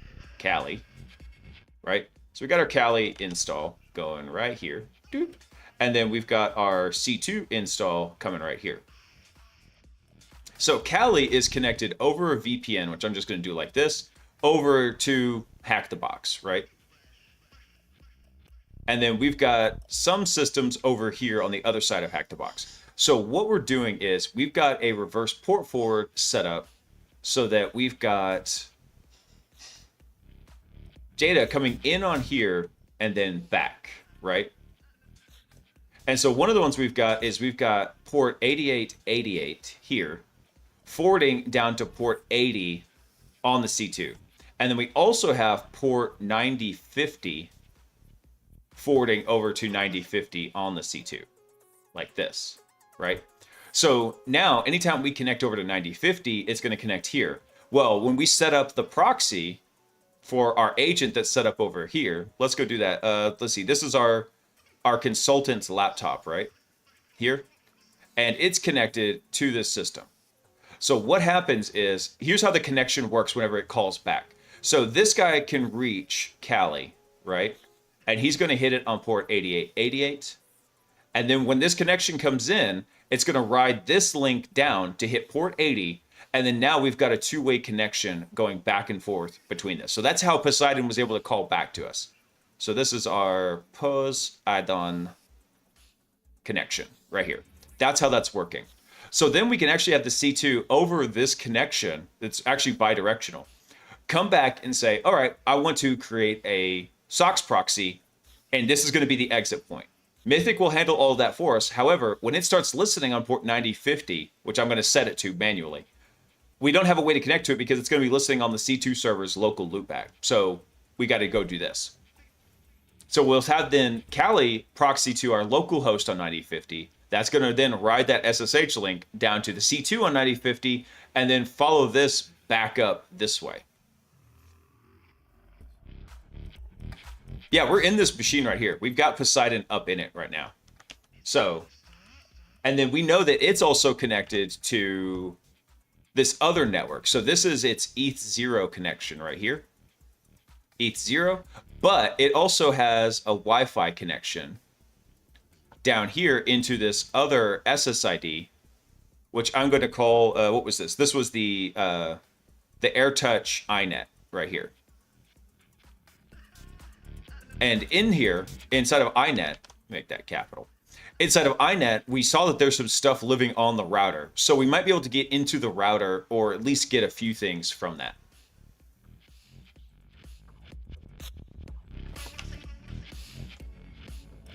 All right, let's see here. So, shut up, baby, I know it. So let's do something else real quick. So what I want to do is I want to start a SOX proxy. And we're going to start this on 9050. Don't care about a username and password. Good. Boop. 9050 is not exposed through Docker. What? Rude. Oh, damn it. I think I have to...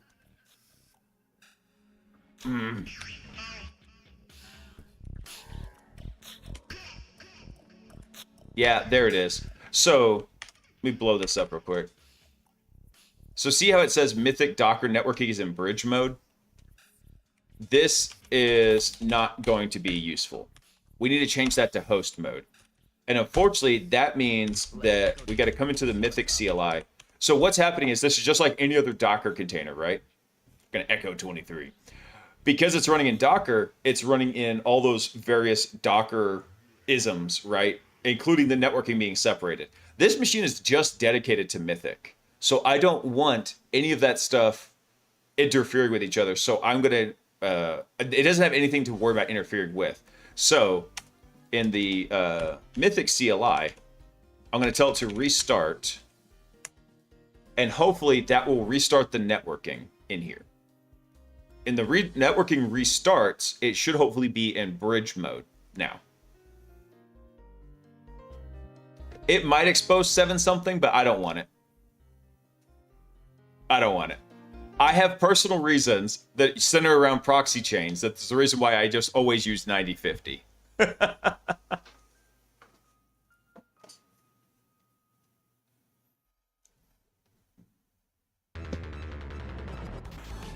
right, let's let this restart real quick. It's always Rabbit MQ that wants to take the longest to restart.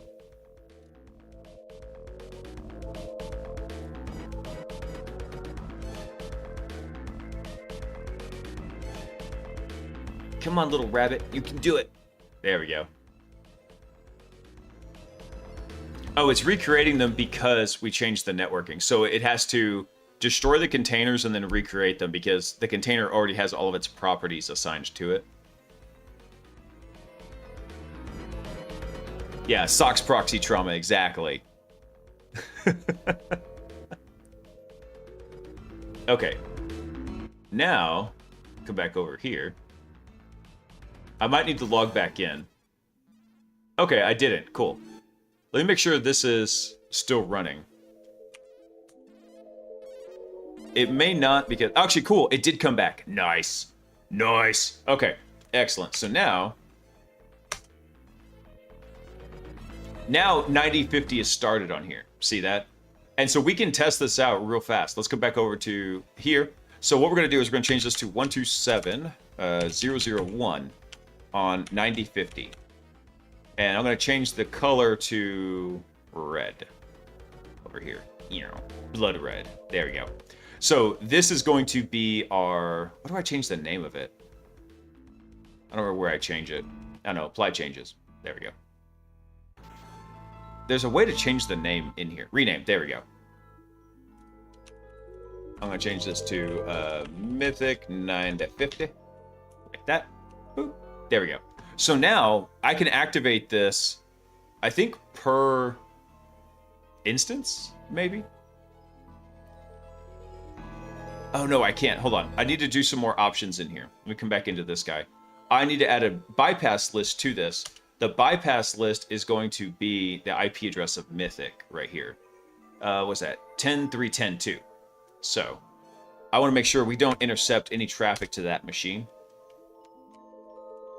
Hold on. 10.3.10.2. There we go. So, because it's going to proxy everything in here when it does that. All right. Do I need to save that? I don't think so. Oh, yeah. Apply changes. There we go. All right. So now, and if we wanted to check this real quick, we can turn this on. Actually, hold on. I'm going to turn it off. I'm going to do a quick demo real quick. So we're going to do direct here. And I'm just going to go to like 8.8.8.8, right? Takes us to Google DNS, right? So now, if I turn on the Mythic 9050 and I try to go hit 8.8.8.8, it's just going to spin. It's going to fail because we're now going through the lab range. And oh yeah, sorry about the flashbang. But we should be able to hit 3.1.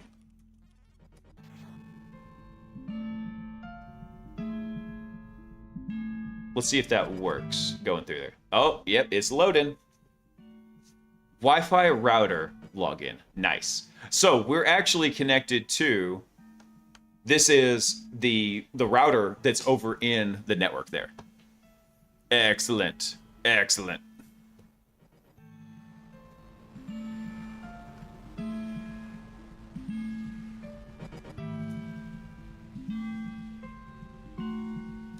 Let's see here. What can we do with this? Let's go inspect this real quick. What is this guy doing? Bring this over. I don't care about the computed styles.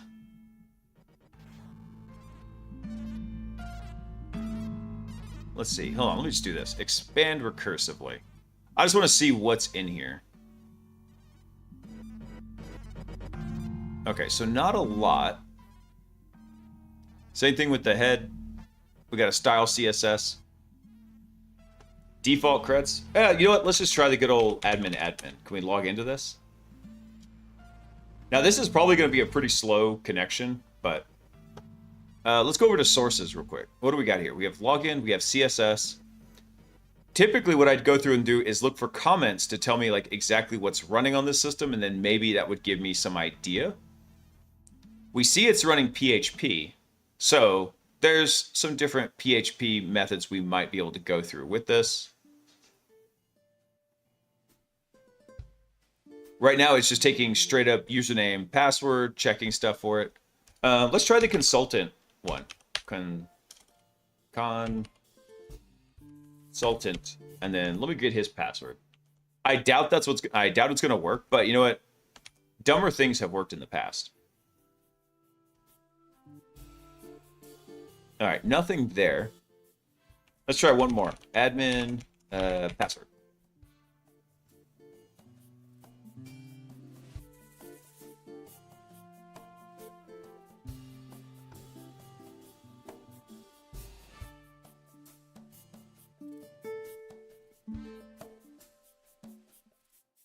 All right, nothing came back there. What's happening in the network side for this? Let me try this again. Let's do preserve log. Let me just see what what it looks like. It's probably just gonna look like a plain old login request here.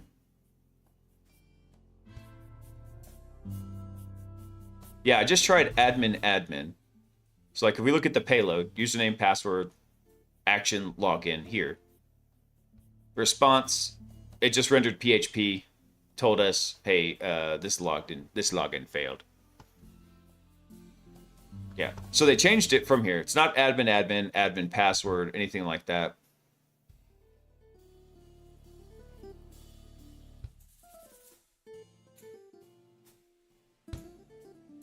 Let me see.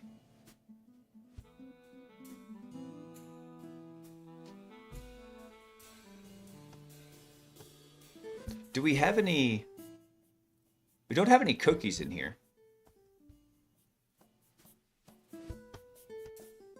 Actually, hang on. Let me look at the network real quick. What was our response header in here?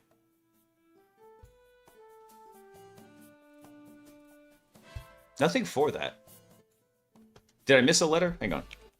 Admin.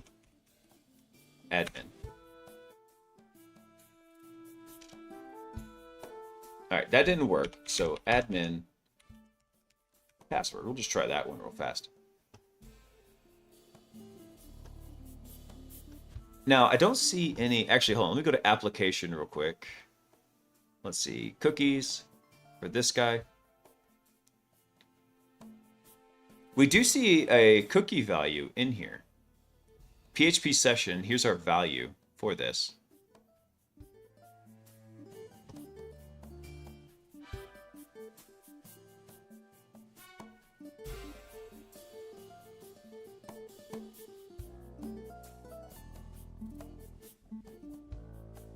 Hang on, I'm double checking something real quick.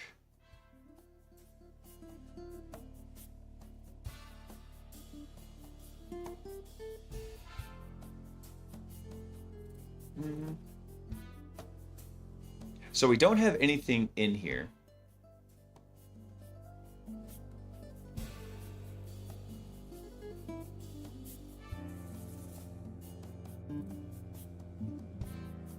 So is hold on.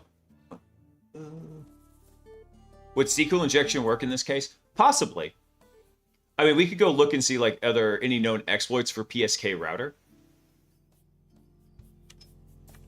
Let's see.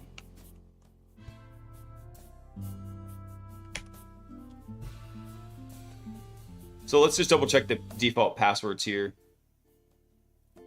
Yeah, usually password or admin or blank. I didn't try blank. Let me just try that real quick. I doubt that's going to work. No, nothing came back from there. Let's see. PSA router. Let's see. Auth bypass. Any authentication bypasses?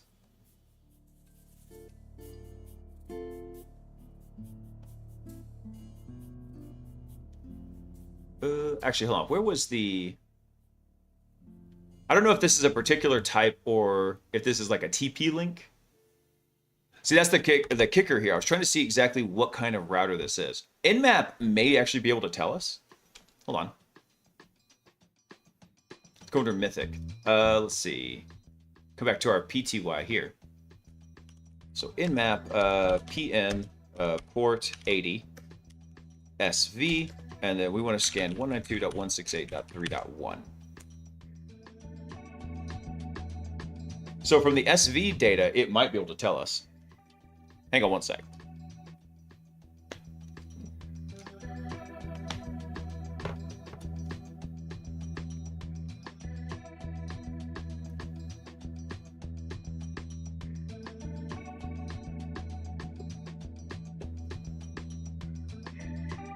All right, let's see. So all it came back was that it was running HTTP, Apache HTTP 2441. So, no, that wasn't SOC. That was just me taking my bedtime pills. And I don't know why. For some reason, I feel the need to turn the camera off when I do that. All I need is y'all clipping me taking my bedtime pills and be like, look at this pill popping, mother.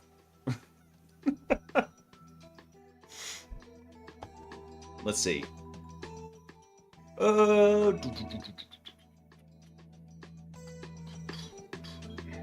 Wait, so there's nobody else that we can see on this. Actually, I tell you what. Let me try one other thing.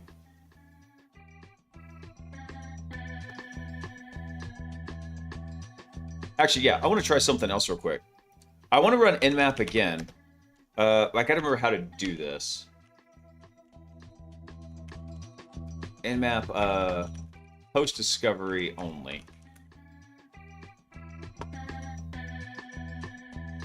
TAC SN, that's it. Okay, so TAC SN 3.0/24. Let's go run this. Because what I want to see is, this will basically, since this machine is directly connected to that network, it's going to do an ARP sweep against it. And there's not any good defense against an ARP sweep because it's basic level 2 networking. There was other stuff open on that router. Hang on, let me go see what it was. I believe it was right here. Let's see.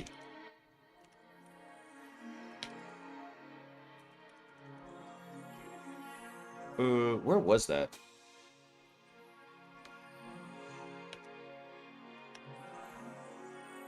I don't have it in here, I don't believe. Hold on.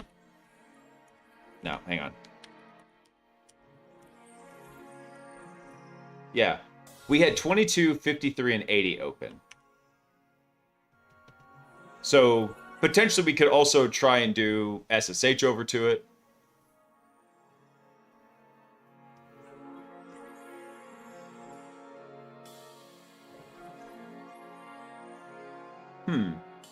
So the only things we see on here are the router and us. There is a slight chance it's doing something called host isolation. And in host isolation mode, what happens is the Wi-Fi router only lets you typically talk to itself. So let's say like each machine would basically just see their connection and the connection to the router and nothing else.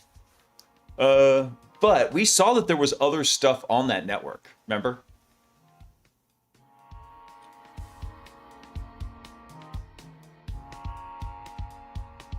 Yeah, 80 and 443 were not checked, but this is also the router, right? So I'm not expecting there to be a whole ton on there. We could go ahead and just scan everything on it. Let's see. Let's do... we'll do TAC PN. We don't care about that. I'm going to do top ports like 4,000 on here. That typically, statistically on a real world system, top ports 4,000 is going to get you like 90%, 95% of all the open ports. So we can just let that run for a wee second and we'll see what comes back with.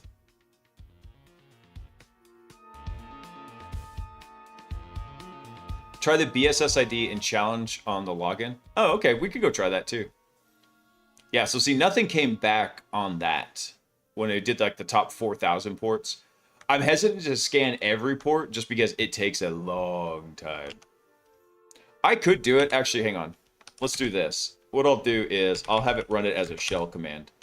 And we'll just do like tac ptac on here.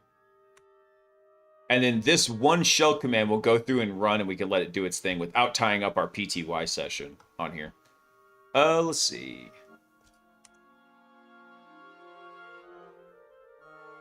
Let's see. What was it? It was air touch tac internet. And the password was challenge.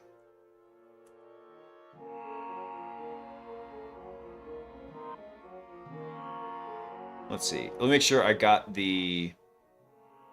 Yeah. AirTouch Tech Internet Challenge. So that didn't work. Challenge on here. Good guess, Gumby. Always worth a try. So the reason I was checking that is because if there are other machines on the network, maybe there's a way we could do a man-in-the-middle attack in there and go check those other machines. There's another way we can check this because this is wireless, right? If there's anything, so right now we are, as far as we know, right, we're connected over here, but we don't know if there's other machines connected. So let's assume that we have host-based isolation, basically meaning that when this network is connected up here, only that machine, the machines that are on here, only see themselves and the gateway. So this is basically like .1 right here. But because this is Wi-Fi, right? This is a Wi-Fi network. Those photons are just being broadcast all over the place. So there's a second way we can check to see if somebody else is on here, and that is we just go listen on the radio. We go listen on the radio. If someone else is on there, then there's another trick that we can do because this is wireless with a pre-shared key. We has tricks on here that we can do. Let's see. Try guest. All right, well, why not? Guest. Let's give it a go. Womp womp. All right. Hang on. I need to figure out how to check something in here. Let's see. Oh, that actually finished pretty fast. All right, so we scanned all ports using Nmap, and it came back with those same three. 20, 53, which is our DNS, and 80. So nothing super fantabulous there, but what's the command for that? Let's see. List all machines in a wireless network. What is it? We should be able to like just go sort right. We could also use Aircrack. Aircrack would tell us who else in there.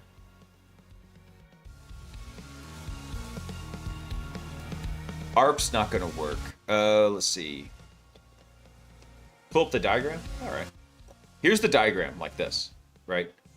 So we checked the entire 3.0 and nothing came back except the router up here.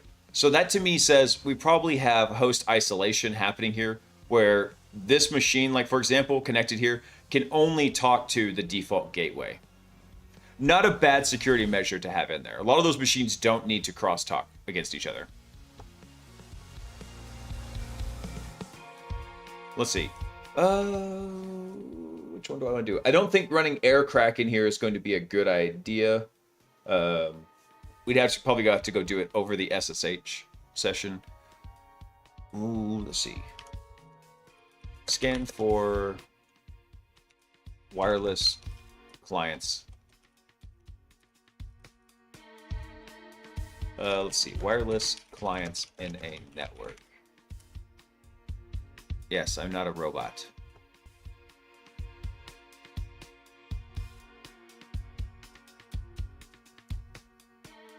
Still wants to use ARPScan and Nmap. Not what I want.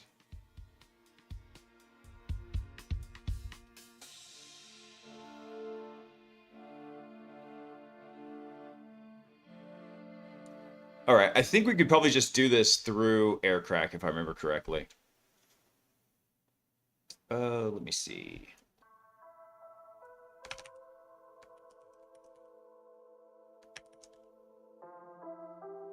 How do I want to do this? We'll just do it in a new one here. Let's see. Actually, that's not what I want to do. Hold on. I don't think that is still... I don't think WLAN 0 is still running in monitor mode. It's not. All right, so what we got to do is we'll run airmon ng. We'll start that on WLAN 0. That's going to give us a WLAN 0 mon interface, one that's running in monitor mode. We could do this automatically, but you know what? I like using the aircrack suite.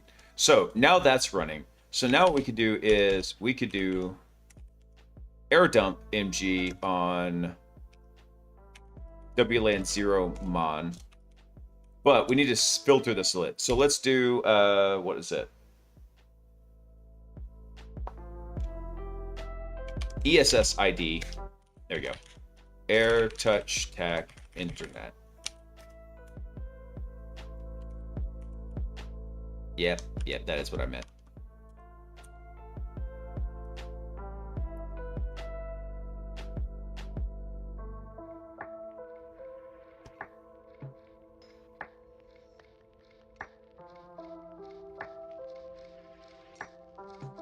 So see how it's doing the channel hopping right now? It's going through each channel looking to see like what's in here.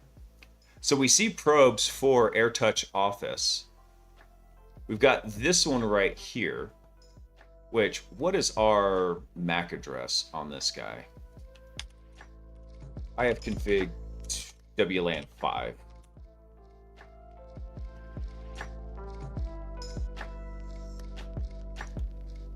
Where is it? Is it not in here? Do I need to do IW config? Am I just blind? That looks weird. IW config.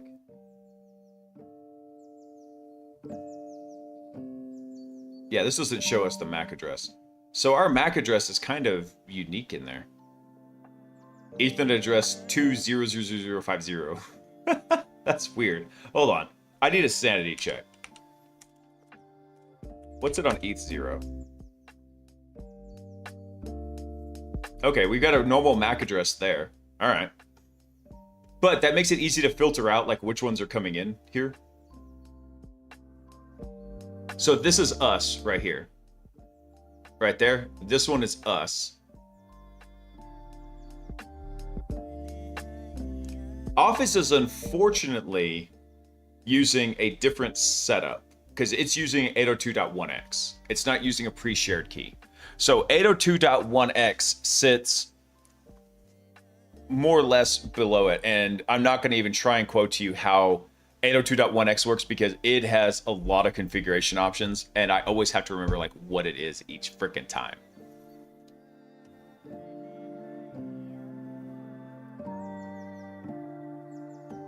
Oh, that's cool. I didn't notice this, but up here, real tiny, it's showing me the VPN IP. Handy.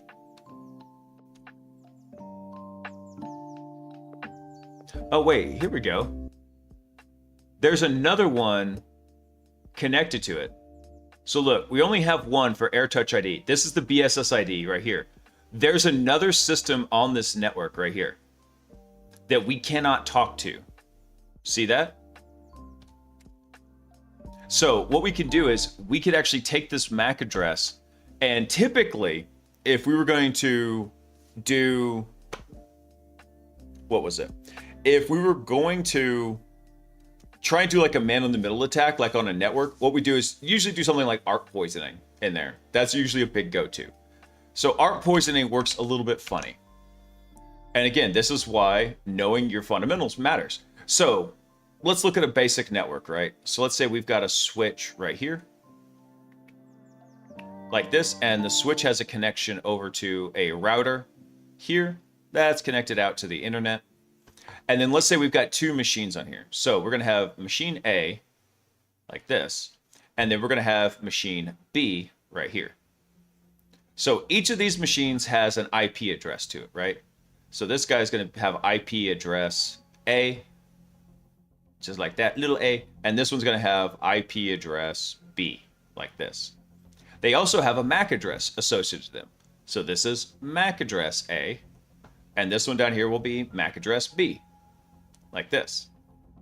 So what happens here is this switch keeps track of like where all those go in here. Also, you have to remember that the router here, the router address, the router has its own IP interface, right? So it's got an IP address for the router down here, and it's got a MAC address for the router down here, and how it's going to route packets to everything. So when you want to send something to the internet, it actually constructs a little packet right here. It has the target IP address to it, right? But the layer 2 address, the MAC address, it doesn't know where that is on the internet. These MAC addresses only matter in this network. So what it does is it actually uses the MAC address of the router down there. So that gets it, say, from machine B up to the router here. So the switches, they only care about layer 2. That's all they care about. So what happens now, if I have this machine and it starts blasting out packets onto the wire that say, hey, by the way, I'm the IP, I own IP address R, right? So initially, all these mappings line up. All these computers know that, oh, IP address A is correlated to MAC A, IP address B is correlated to MAC B. Same thing with the router in here. So instead, what you do is you start blasting out packets saying, by the way, I'm using MAC address, what is this? IP address A is actually where MAC address R lives. So then all of a sudden, when you're sending these packets, rather than going to the MAC address of the router, you keep track of all this stuff. It's a lot of sleight of hand in here. Yeah, art poisoning spoof the MACs. That's right. So you're spoofing it so that way when router B goes to send something, it knows the IP address of the router here. But you have sent out these packets that told it, oh, by the way, I actually own that MAC address. It's associated to my IP address. So when it addresses these things, rather than sending them over to the router, it sends them to you. You capture that packet, and then you manually forward it over to the actual router itself. Then you do this again, so that you say, oh, by the way, basically everybody is me, more or less. So when the traffic comes back, it hits here, the router looks up where to deliver this packet to. It then says, oh, well, you know what? I need to send this to MAC address A because that's associated to IP address B. It comes back to you, and then you forward it on back to B. So the traffic pattern goes from looking something like this. I'm going to do this in green. Goes to the switch, goes to the router, goes out to the internet. Boom. And then the reverse path is the same in here. That's what the normal traffic flow should look like.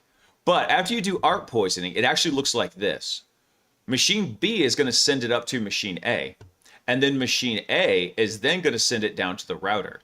The router is going to handle taking it out to the internet.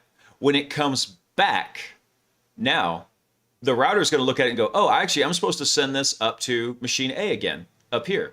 And then he's going to return the packet down here. So it makes this kind of a hairpin in here.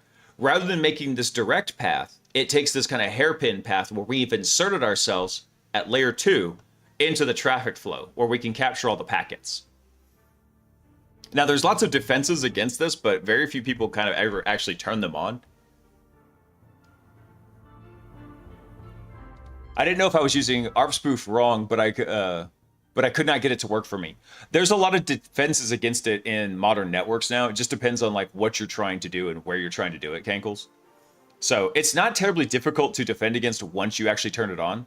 There's things in these routers you can turn on called sticky MACs, where basically once something connects to it, it works that way.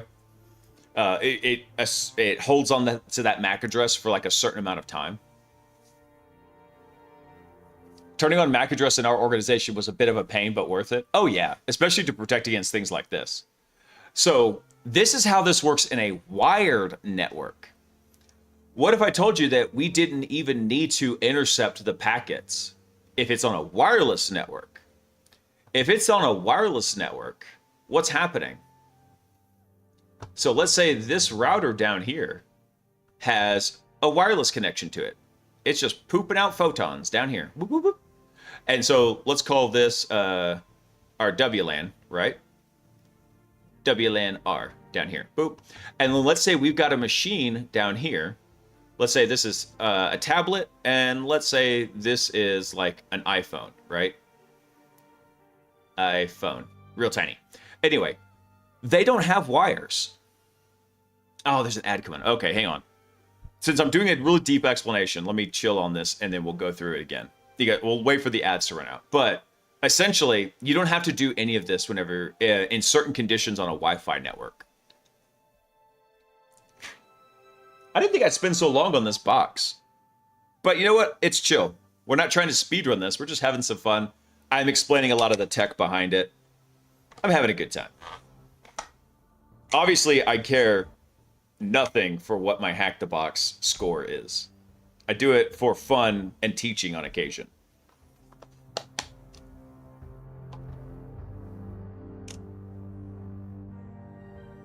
All right, cool. Ads should be done now. So back to where I was. To recap, this is how you'd have to do like an ARP spoofing man in the middle on a hardwired connection, right? Here, when you have wireless networks, right? These guys are transmitting, but there's no wire, right? They're just pooping out photons. Woot, woot. Same thing here. Pooping out photons. Woot, woot. Right? They've got a pre-shared key in this case. Right? So we got a pre-shared key.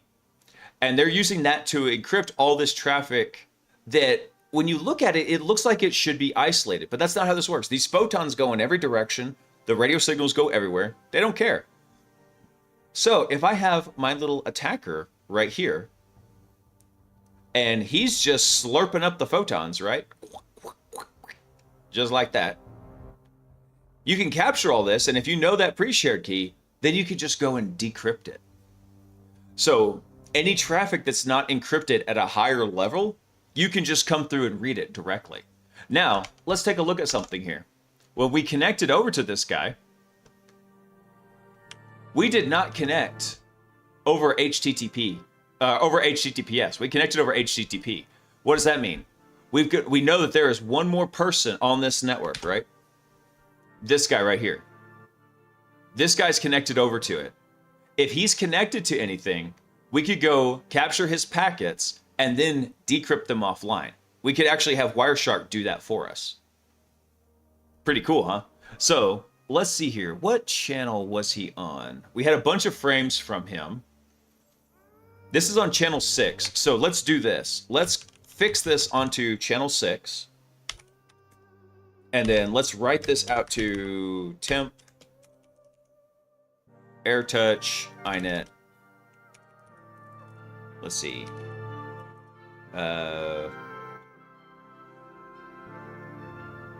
Actually, you know what? I just realized something. We could go through and do this. However, we might actually already have this data. Hang on. Hold the phone. Hold that thought. I need the browser. Hang on. Where's my file browser? File browser. Ooh, you made me tea. Now Sock is here. I turned off the camera for 2 seconds, and they're like, "Hi, Sock." They assumed you were here talking to me. Hello, audience. Ooh, tasty tea. Thank you, sweet. Hang on one sec, guys. Now I actually do need to talk to Sock.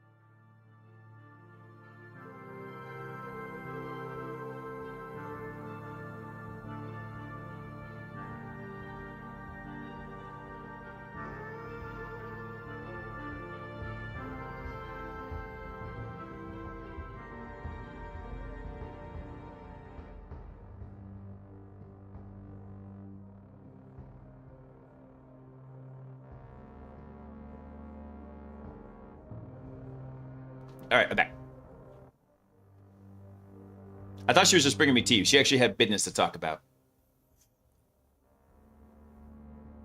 Let's see here. Hold on. I need to go back. Let me go up. Go back. List everything in here. I want to go to /temp. There we go. So we actually already have a PCAP here that had some stuff in it. So let's go download that. Where's my download button? Download? Will you let me download? Why you no let me download?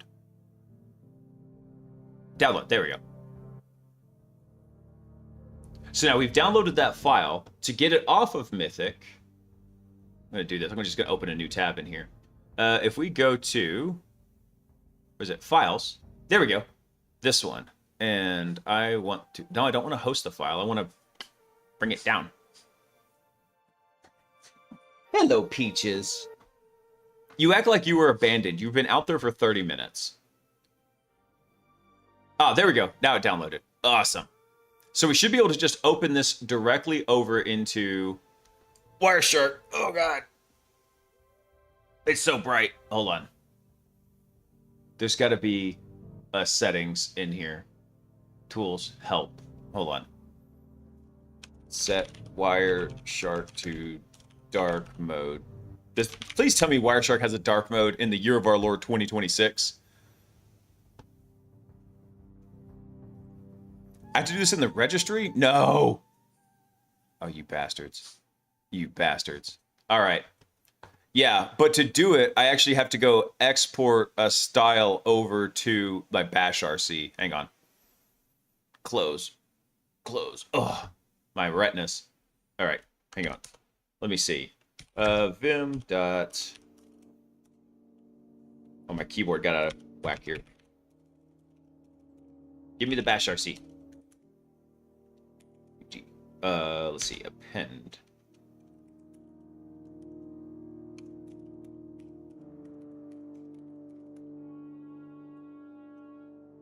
All right. Well, oh God. Oh God. Oh no. Ah. Reset. Damn it. Source.zshrc. I forgot we're not using bash.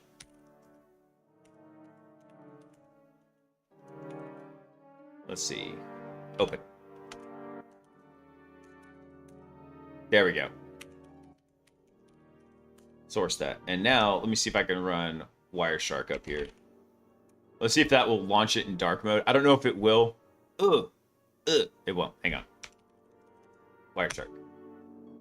Ah, my retinas. All right. Open recent. Here we go. All right. So now if you look at this, all of this is like just traffic for, what is this? We may not have captured it in here, actually, but that's okay. We might have gotten it. Let's do this. Because there is a way in Wireshark to basically decrypt all those wireless packets. Wireshark decrypt, let's see. WPA2. What is it to do it? You can basically, we know what the pre-shared key is. Make it bigger. That's what she said. Oh, wait, actually, hold on. Can make it bigger. Nice. Nice. I wish it was that easy. That's okay. I don't think Sock cares. I have it. She told me the big ones hurt anyway. All right, here we go. So now we've got all the info in here. Let me bring this over. Bring this over.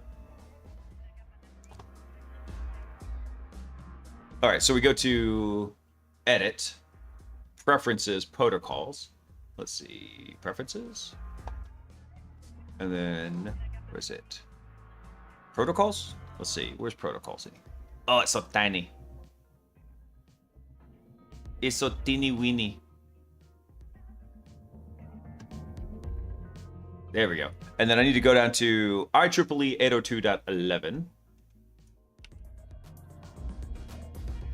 There we go. And then we check enable encryption. Where is it?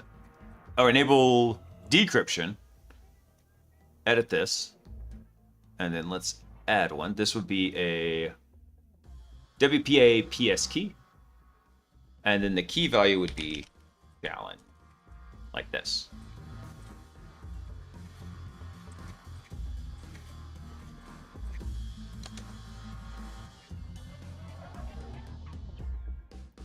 Must be a hexadecimal key. What?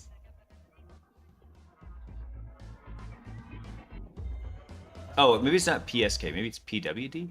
Oh, password. Yeah, there we go. Okay. Click OK. Apply. All right. So now we should start seeing any kind of. Oh, I wonder if it caught everything in here.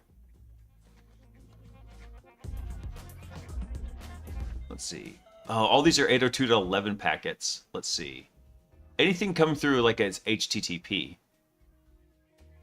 Nope, we just got a bunch of DOFs. Okay, so this one didn't capture it. That's okay.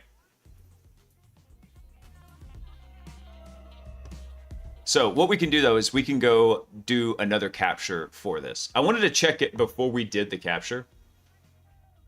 Let's see. Let's go back over to number 2 here. No, number 1. There we go. inet capture WLAN 0. And in fact, let's go ahead and set the BSS ID. No, I don't care about that. We're gonna filter by the ESS ID, and then we'll do channel 6 on here. So we'll let this run. This should go give us a new capture in here. Hold on. I went to the wrong one. There we go. We should see a new list of things showing up in the temp directory. There we go. So we've got that. Let's watch that real quick. So we should see this capture like kind of pop up here. Hello, Peaches. Peaches, we're hexering. We are hexering. Come here. Come here. Come here. Here's Peaches. This is Peaches with her mad mug. Hello, sweetie. Hello, babe. This is... she's my indoor princess. Oh, don't pull... No, don't pull my earbuds. Ah! There we go. There we go. Here's Peaches. Say hi, Peaches. Say hi. Oh, hold on. I gotta take my earbuds out because she's about to rip them out of my ear. See that? See the Wi-Fi? We're cracking the Wi-Fi's? Yes, we're cracking the Wi-Fi's. Yes. Yeah. She's a full-grown puppy, but she's sweet. She's sweet. Okay, up down. There you go. Unless she's sitting perfectly flat in my lap, like in one of the recliners, she does not. She doesn't chill out. She's like, okay, I like being in your lap, but at the same time, put me down, bro.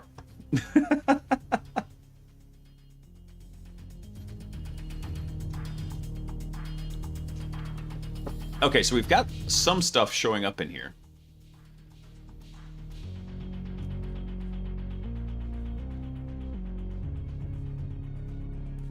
Because Gumby, so Office is not using a pre-shared key in here.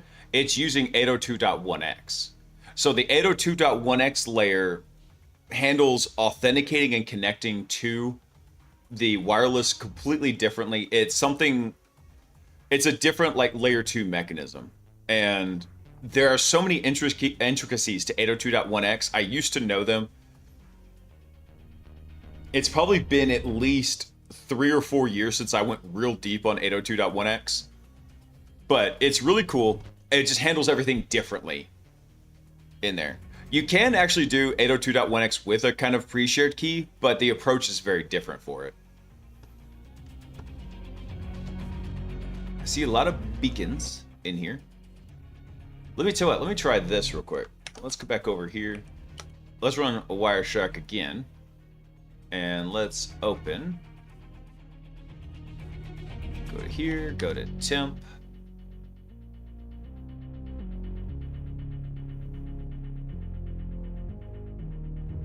Where are my .cap files showing up at? All files.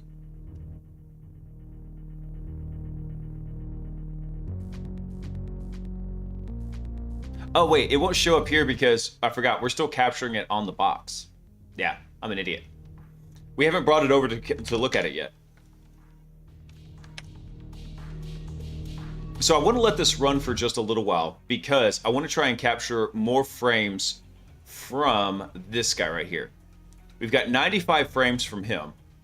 When it hits 100, I'll go ahead and try and pull down a copy of it. Oh, why did it do that?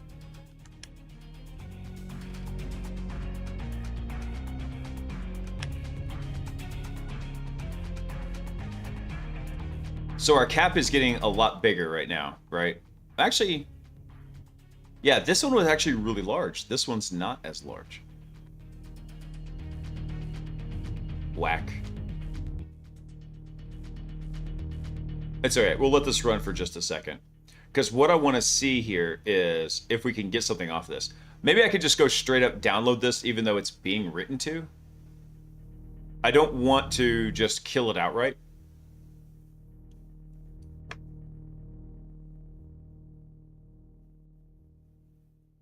Yeah, Eat Peep, Eat TLS. There's a whole slew of them. A couple different flavors that you can use for 802.1x.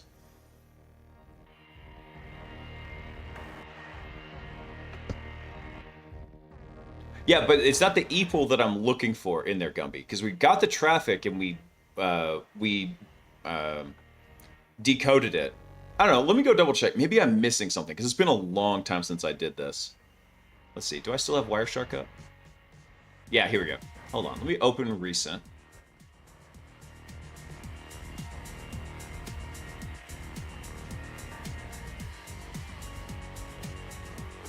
Let's see. All right, let me filter this out. So let's do apply as filter, not selected. Let's get rid of those.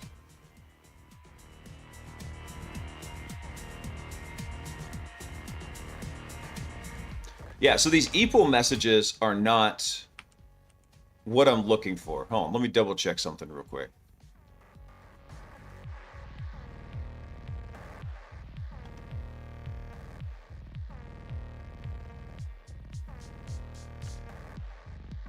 Yeah. No, if this was actually decoding correctly, what we'd see is... Actually, hold on. There's another way we can do this. Hang on a second. I need this guy right here. Hang on. I'm going to kill this real quick. Because what I need is this MAC address right here. We can actually filter by this MAC address in our Wireshark. Let me close that. It's weird that the icons aren't showing up here. All right, so let's do this. We'll do double and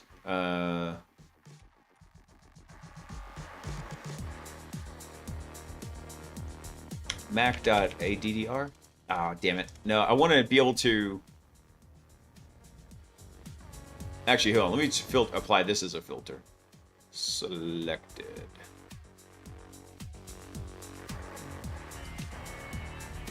And then I'm going to drop this in here. Oh, that was actually the correct one. Okay. Yeah. So if we were capturing this stuff and... Hold on, let me go double check the preferences real quick. So, protocols, IEEE 802.11. Let's see. Enable decryption. Edit. Make sure I got this correct in here. Yeah.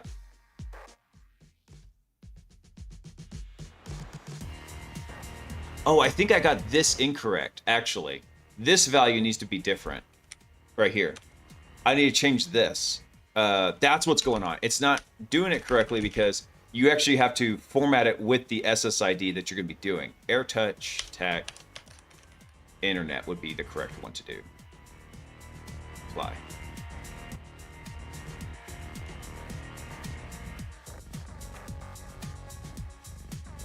Because then once it's able to do that, these are all deauths, right? Deauths I don't care about. Let me actually apply this real quick. Apply this as a not selected filter. Okay. Yeah, so nothing's coming up in here. With that decryption, we should have that set correctly. Hang on, let me double check it one more time. Preferences, let's see, protocols, IEEE 802.11, enable decryption. Yeah, because it's supposed to be WPA PWD and then challenge colon AirTouch Internet. Yeah, AirTouch TAC Internet. That would be the SSID that we need to use.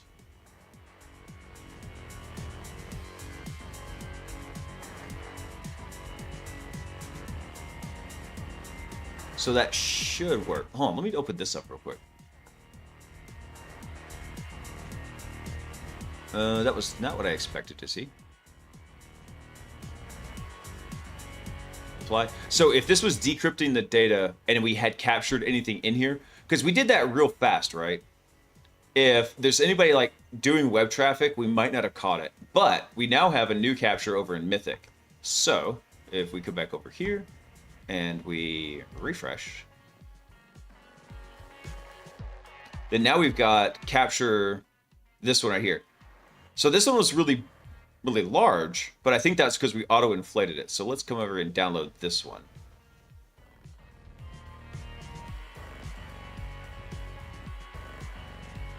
Go back over to files. Okay, so here is capture one. Let's download that real quick. And then what we'll do is we're going to go open that one in Wireshark. Let's see. Open. Capture one. There we go. Let's go. There's some freaking money. Yeah. Yeah, boy. Here we go. That's exactly what I want to see. See how now we have, all of a sudden we got DHCP, we got ARP, we got TCP. This is what I was looking for right here. HTTP request to GET. Because wasn't that our, hang on. Wasn't that what we were connected to? No, this is login.php. So where's that one going? Let's see, this guy, let's look at, if we drill down into the HTTP header. Yeah, this looks much better. Now we're talking sexy. Okay, here we go. So this one's going to slash lab.php. So hold on, I want to go try that. Can I just get to that before I even go try this guy? Hold on, duplicate.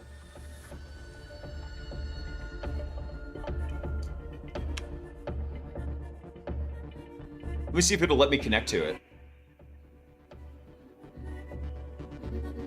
Okay, so it still kicks me back over to login. Not a problem, because here's what we've got. Over here now, we have their cookie. See that? So we can just go completely copy this. Let's see, copy that. Copy everything. There we go. I'm gonna just drop this into no. Oh god, that wasn't what I wanted, but that's okay. Actually, this is what I wanted, was this part right here. Go take that, copy. Now we just bring that over into Chrome, like this. So notice how we have a cookie over here. We come to application, we go to cookies, PHP session ID. Just drop that sucker in there right there. And then now that that cookie is set, we go over to lab. We should be able to impersonate this person, because we essentially have their password. Their oh, you son of a biscuit! Why you do this? Hang on. Oh, it's because, okay, hang on. There's stuff in front of here. I need to take that out. All right, now we've got that. What happens if I go to login? Will it change this value? If it doesn't change, you son of a bitch.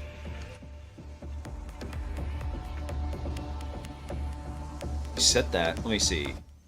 Yeah, that should be good there. But now I'm going to go try going to lab. When we go to login, it's highly possible it has like forced reset a new cookie for us. Oh, you suck. Hold on. We might have another one in there.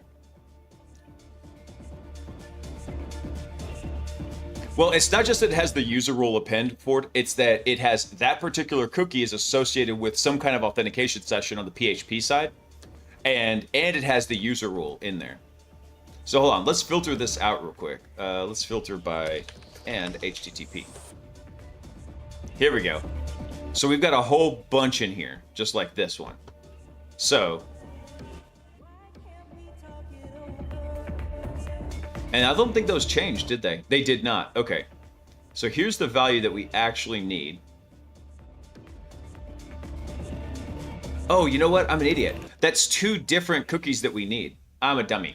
We need to set the PHP sesh ID and the user role to user in here. So there's 2 different ones that we need. I'm a dummy. I'm a dummy. All right, hold on. I'm going to drop that in here. And then I'm going to take out this part. And we'll get user role. Just like that. And then now I think I can... Oh, you're not going to let me add a cookie? You son of a biscuit. I want to add. Hold on. Let me just try that. If I leave that off, can I just go to lab.php? Nope, not with that broken in there. Stop. I left that stupid header in there. I don't know. Let me try just refreshing. Let's see what happens. I could go do this through curl if I wanted to, and we'd probably see a different one. Hey, let's go. Here we go. Here we go. Nice. Nice. Okay. Hold on. I gotta check something right here. All right, the password value actually is redacted. See that? With all the stars. You would not believe how many times I've gotten into systems and you just come over here, right click, inspect the password field, and it's obfuscated here because it's an input type star, but the value is actually like legitly populated in here. I've stolen this out of printers so many times.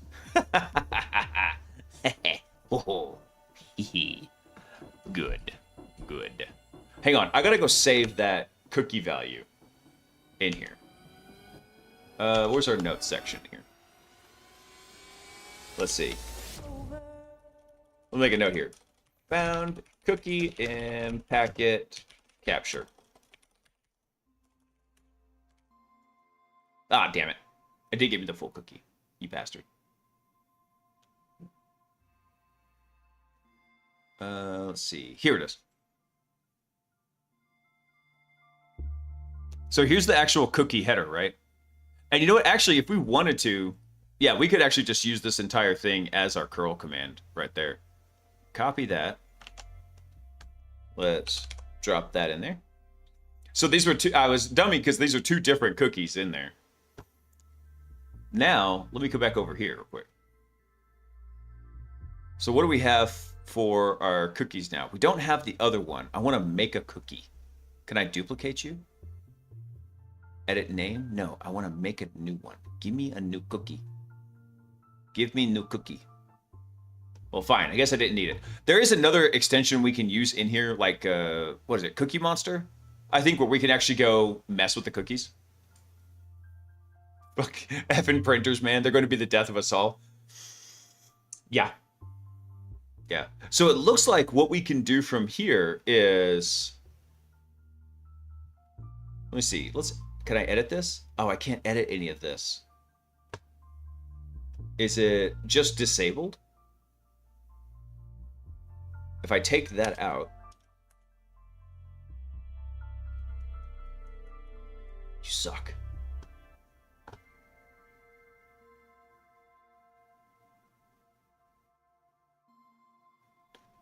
Let's see. I need to be able to... Damn it. What is it for Chrome? I need a Chrome cookie editor. Let's see. Chrome cookie editor.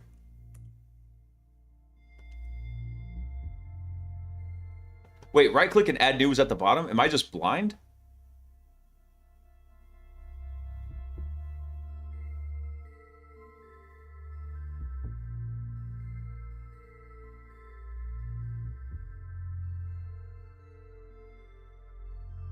Wait, where was it?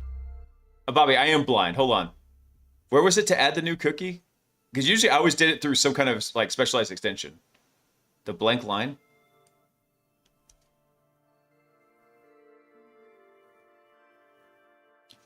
I'm a pro. I promise.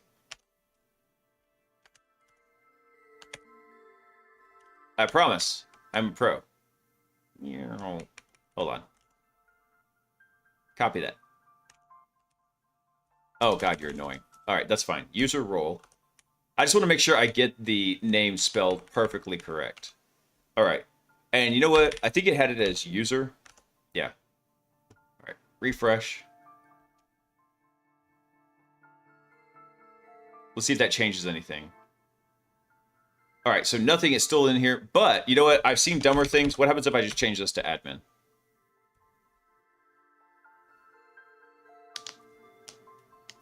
Oh my god, yes! Off Pro 2026 Epic OpSec Pro. I know, right?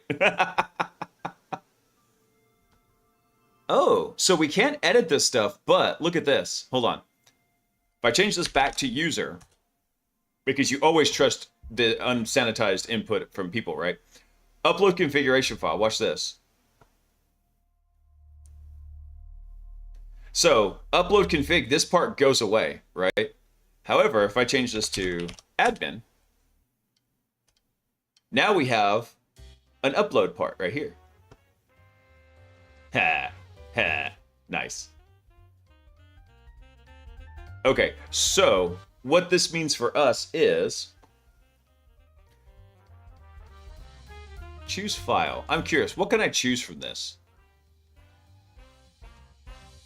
Let me do file, new, foobar. Let's just save this real quick. Save this to downloads. We'll call it test.txt.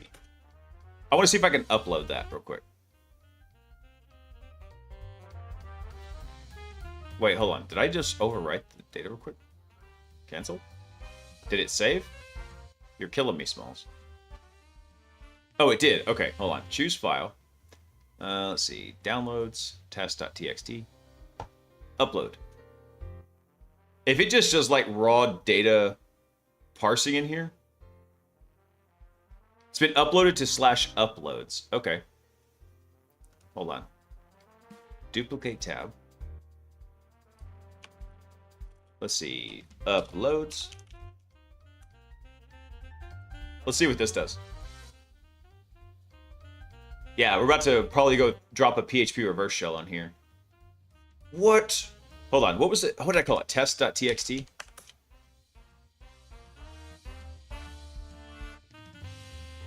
Okay, so yeah, we'll have a direct reference to it. So yeah, we can get a PHP shell off of this. Nice. Nice. Nothing so complicated, Potion. This is a hack-the-box one. They're not going to be using something like an S3 bucket with a random UUID mapping in here. So, cool thing is, now,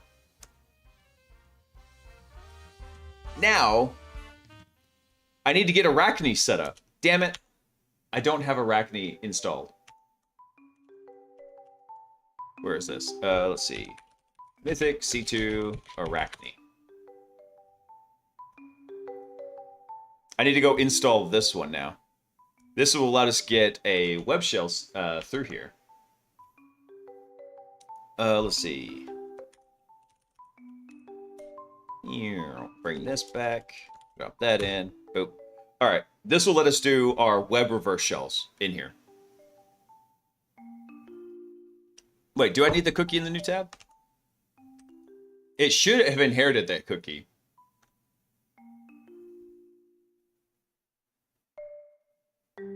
Yeah. So I come over here, go to application. Yeah, we still have all the cookies in the new tab. They carry across tab sessions. I just didn't want that other one to potentially interfere with it. And so that was the only reason I closed it. But yeah, once those cookies are set, they're persistent across your tabs because you have a centralized cookie store in the browser. Yeah. Sometimes, dude, when it comes to hacking, sometimes you literally just have to think dumber. Let's see. Okay, Arachne should be installed. Let's pop back over to Mythic real quick. If we come over to our installed services, you see now we've got our Arachne agent in here. So,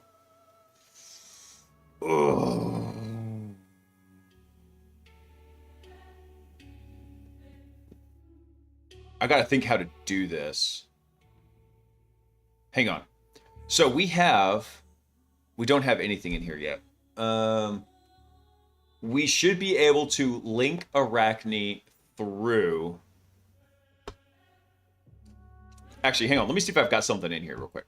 Stand by. Let's see. Come over to services. We go to Arachne. We open the little book. Let's see. Do we have a link command in here? Oh, I thought we did.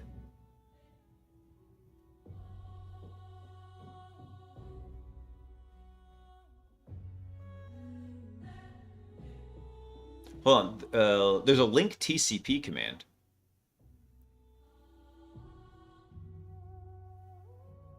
Oh, did we? Please tell me we installed Poseidon's TCP. We do have TCP in here. Okay. Now the kicker is I didn't put TCP into the agent that we have. I think it will still work. Hack the Box is a paid thing, but this is one of the free boxes on there. Need some insulin to slow down the cookies? That's right.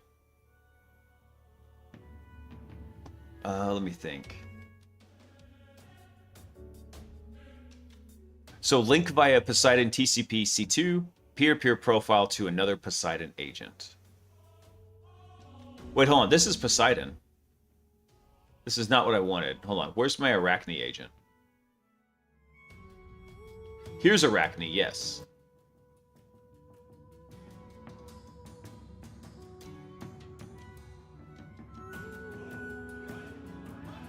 I gotta remember how to do this. Since we're bouncing between these, it makes it a little bit tricky. Hold on. Let's just go making a... actually, hang on. Let's do this. Let's go over to Arachne. Let's go over to C2. We'll go to Web Shell. Let's see if we can make a new profile in here. Remote URL for the target. Okay. Let me think about this. Because we cannot reach it directly from Mythic. So...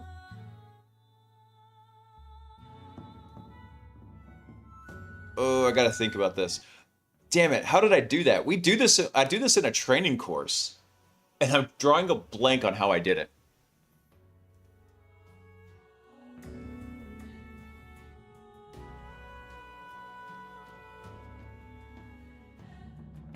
Wait, did they actually say send... no, they didn't say send an insulin shot. They said send a flu shot in Hackers.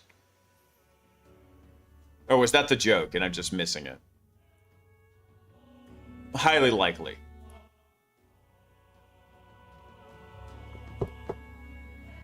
Yeah, because they said there's a rabbit in the administration system. Send a flu shot.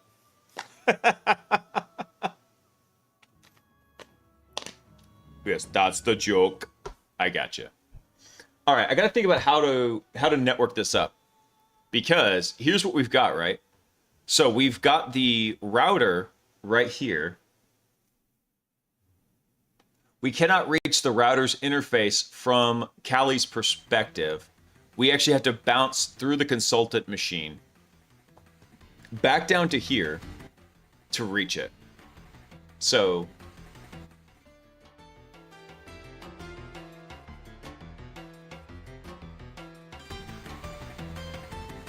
what we need to do is we need to be able to tell Callie where to talk to this thing.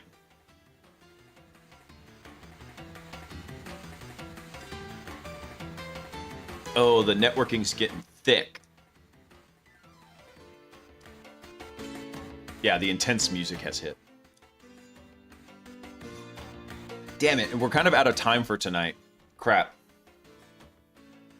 This has been a very fun learning one, though, because there's a lot to explain in this one, which is what I like. It's like, if I was doing this on my own, I would have probably just blown through it.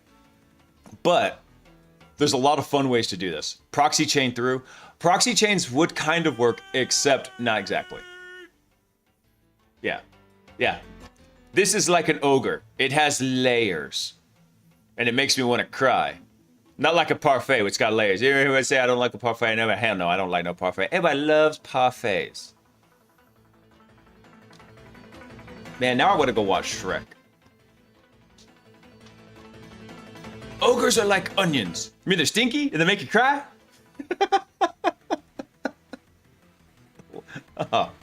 So that the fun little blast from the past. That movie came out the same time the Final Fantasy movie came out, and I thought the Final Fantasy movie was going to be absolutely like amazeballs. And I thought Shrek was going to be stupid, and it was exact opposite, sure enough. The Shrek was amazingly funny, and it was technologically very advanced for its time. And the Final Fantasy movie was just garbage with pretty rapping. Yeah, I was very disappointed in it.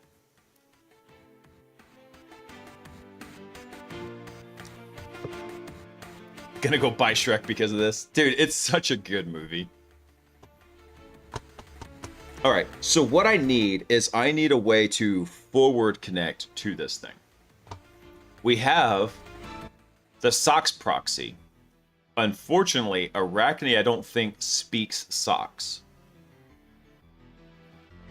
So...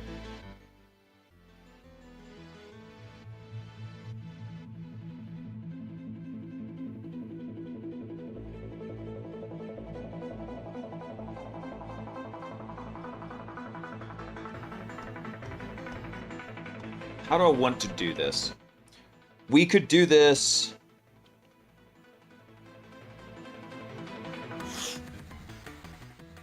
There's two potential ways we could do this. Let me go look in Poseidon real quick. I don't want to give up on this just yet, because I at least want to know how to do the pivot before we wrap up tonight. Let me go back over here into the callback here. So you can see we have our little socks icon, right?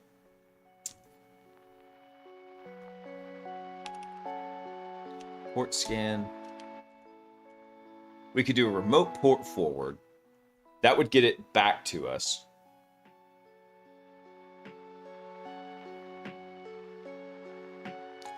Oh, I'm hoping I don't have to use SOCAT for this.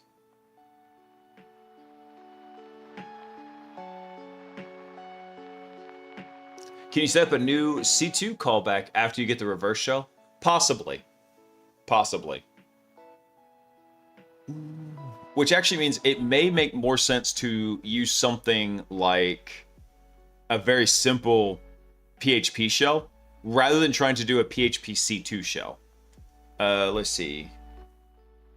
Hold on, let me pull up something real quick. I don't think Rev Shells has it though.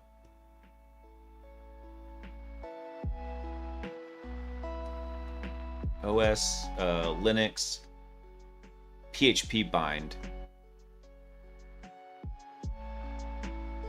We could potentially do this, but I'd rather have like an actual PHP web shell that I'd like to do. Let's see. PHP web shell. Damn it, what was the one we used for Hack the Bot? Shut up, baby, I know it. Oh, crap. What was the one we used on Hackbot? That was a really good web shell. I think it might have been... Sounds like a job for Metasploit. Sound off like you got a pair. Metasploit's actually going to have the exact same problem, Gumby, because it's a fundamental network reachability issue. Pony shell? I don't think that... No, that was not it, but let's go check it out. I'm always up for testing out new ones. Single file PHP shell.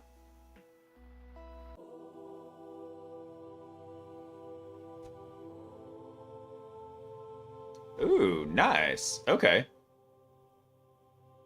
Well, let's go grab that real quick. We'll grab that onto the Kali box real fast. Let's come down. Yeah. Let's go right over to... We'll make a new one. Here we go. Let's see. Let's make a directory called tools in here. And let's git clone that down. There we go. And then now, actually, I can get that over to that system fairly simply now, because I've already got it downloaded. So we come back over here.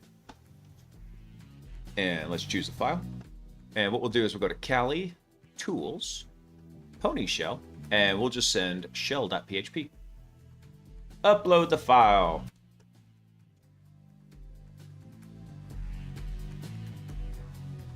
PHP and HTML are not allowed. Sorry, your file was not uploaded. Oh, really?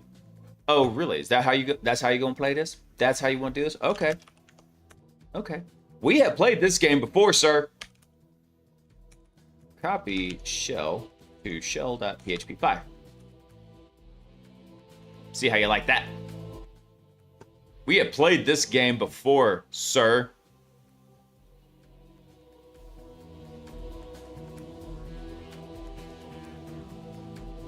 PHP and HTML files are not allowed. You bastard. Let's see. Let's see. What was our payload? Binary file upload response.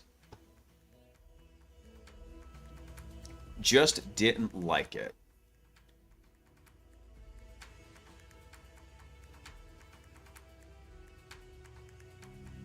Let's try a different extension. Move shell PHP 5 to... What's another one? PHTML should work. PHTML. Let me try that. Let's see if a different file extension bypass will work.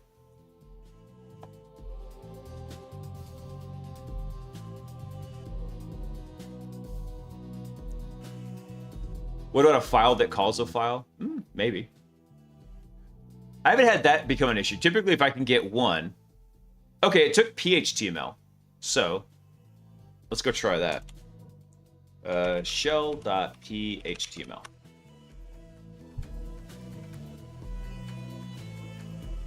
Hey, let's go. Let's go. Who am I? Oh, actually, no, I know who I am. I am TripDub's data on here. Nice. Let's see. CD to home. All right. CD up.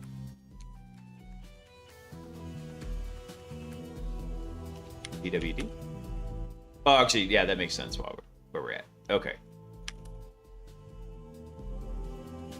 Let's see. We got login, logout style, uploads, index.php.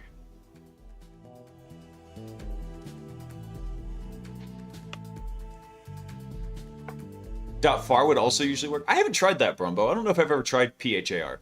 Far. Let me see. What do I want to do with this one now? Sudo tacl. Do we has sudo? We know has sudo. Let's see. Which sudo do we have?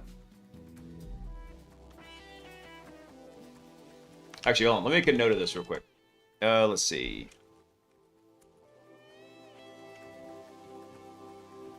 Got logged in.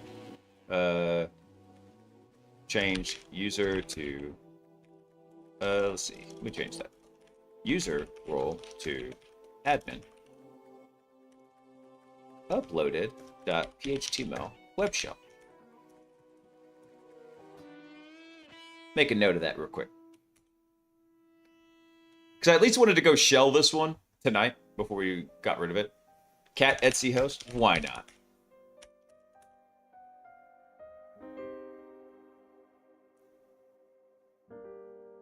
All right.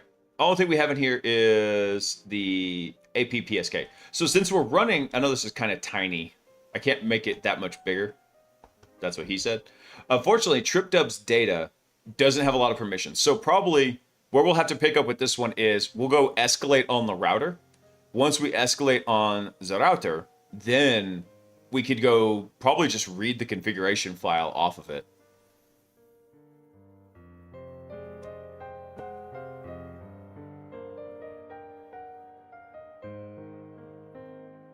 What about editing the uploads directory to have your own logic? Or like reading or editing login.php, make it your own auth file. Let's take a look at something quick. What permissions do we have? We may not have edit permissions over them. We might just have read permissions. Yeah. Actually, no, we have read write. Yeah. So if we wanted to, we could go change something in the login.php.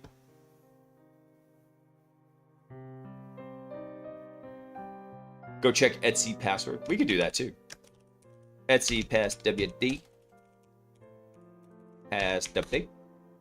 Get that pass WD for right there, yes sir.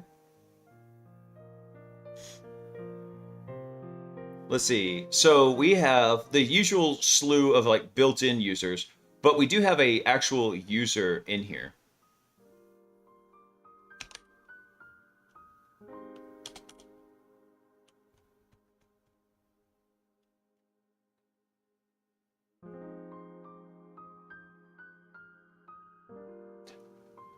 Yeah, Biggs, that's what I was thinking. And unfortunately, when I need to wrap up the stream because I do have work in the morning. But this is probably where we're going to leave it. We do have a user account in here, username user. So very straightforward. That's probably what the next step of this will be is go escalate over to this. Actually, let me try one more thing. Do ifconfig. Because this is the router. This router actually should have access over to, where was that? Did I close it? I didn't. So 10.10.10.0. It's got to have a network for 10.10.10.0, right? So we might be able to hop through this guy. Except I don't see 10.10.10.0 in here. That's wild. I see 192.168, 3, 4, 5, 6, and 7 on here. No, we won't be able to read Etsy Shadow because by default you got to have root permissions to go read that. So if I just list it, you'll see it's going to be owned by root. I'm coming for your IP address there. Shinra, you're welcome. You're welcome to try. See right here? So root is the owner. The shadow group is the group assigned to it. Shadow can read it, but only root can read write. So we would need to escalate either somehow to the shadow user or to root. And the shadow user is, I don't think even is technically exists in here.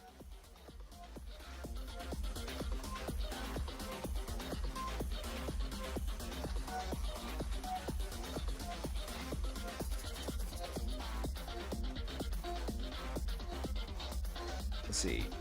Suid guides. Yeah, actually, that's probably the next thing I would go. Hold on. Let's try one more thing real quick. Let's see. Search for Suid binaries. Let's see what we can find real quick.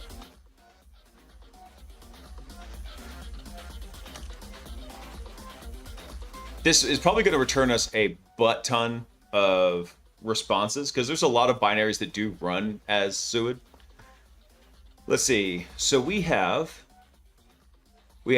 mount, su, sudo, new group, pass WD, unmount. If we can run mount, there actually are some escalations using mount in a very funny way that I don't even fully understand. I just know they exist. That you could actually use mount to privesc in there.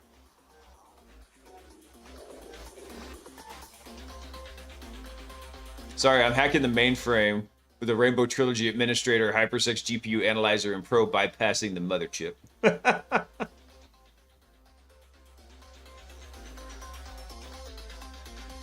Let me think. I hate to just throw linps on here and be lazy. Let me see. What's another fun way to privesc this? I'm searching on my other monitor real quick. I'm trying to think.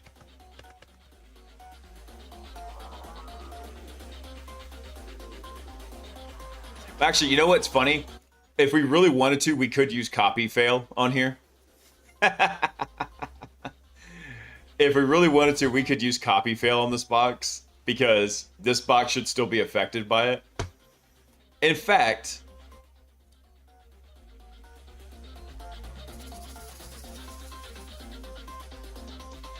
I don't have time to do that tonight, no.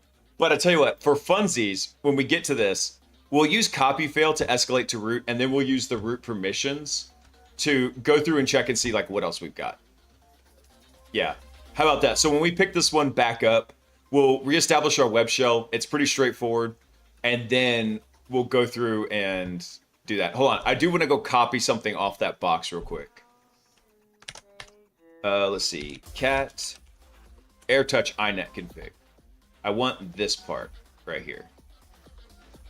Let me copy that over to the notes.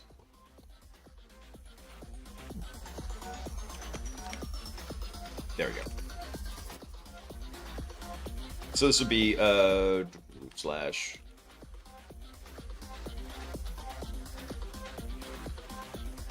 Let me copy this name out here. I'm gonna copy this. In fact, let me just pull up the history real quick. I don't think we did it in this one. Close this. Let's see. That's kind of where we did it. Hang on.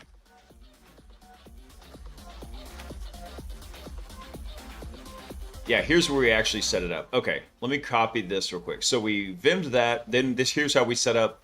Actually, no. This is how we set up the WPA supplicant right here. Let's see.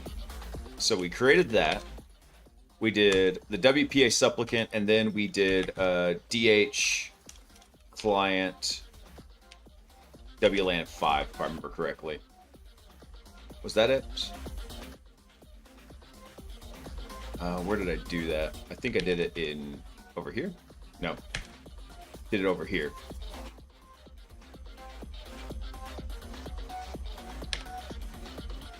Yeah, so here's where we set up the WPA supplicant.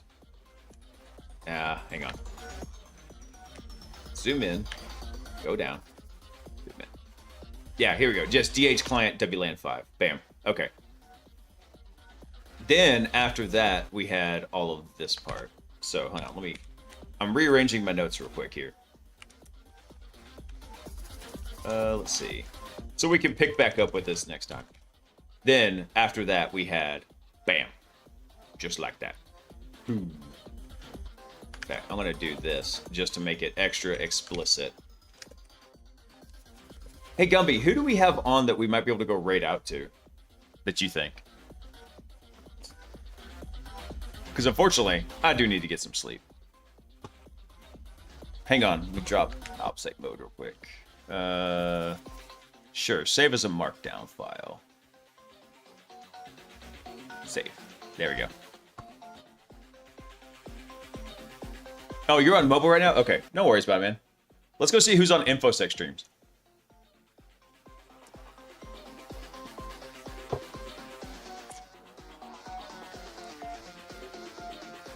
Could I get potion at your custom domain? No. No. No potion. Oh, I just noticed all the stream monitors weren't running. Junks.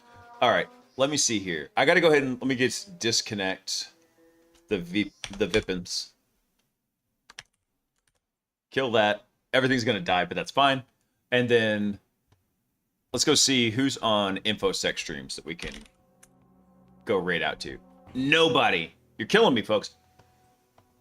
I need more people on InfoSec streams. I'm trying to get more people like from Australia to start streaming this stuff so they can cover the time when like the US streamers are not on. And in fact, there's actually, I usually get some folks even from like, there's some from India, there's some from like Hong Kong, Shanghai. Some of those guys even checked in. I think maybe even someone in Japan. I was like, dude, start streaming this stuff. There you go, bro. It's time to start streaming at work. If I could, I would, but I don't have a good way to do that. Let's see. Who do we have? Who's in science and tech right now? Let's see. Astro Canuck is on again. He's making wooden rockets? What? I love rockets. I love wood too. Giggity. Oh wait, hold on. Who's this guy? Toadsec. He's offline. Why would you show him in the raid menu then?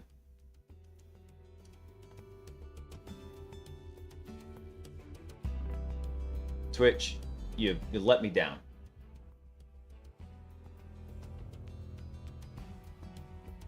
Damn it, there was a guy on named Toadsec that was doing CTFs also. He would have been cool to go raid.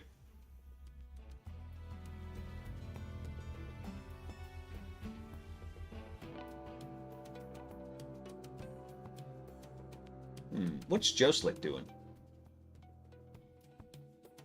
He's doing nothing.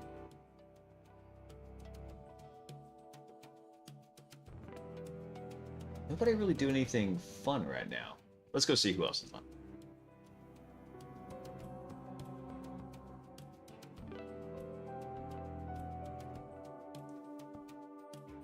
Coppinger's on, but he's doing like a long distance viewing stream. Zed's on. Zed's always good for a raid.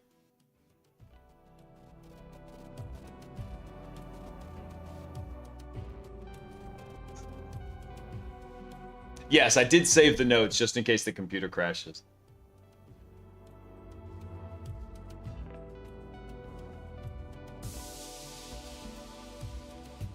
I was just trying to see who else might be on. Rob is on, kind of. Alright, let's see.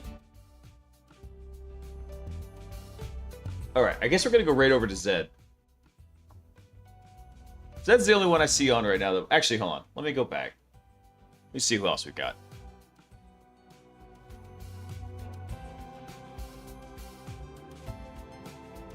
Let's see. Who's over in software and game dev right now?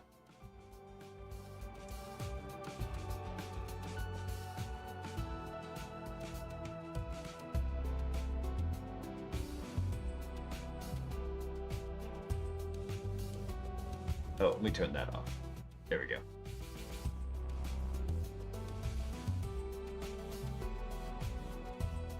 There's a whole bunch of people in software and game dev right now. Let's see.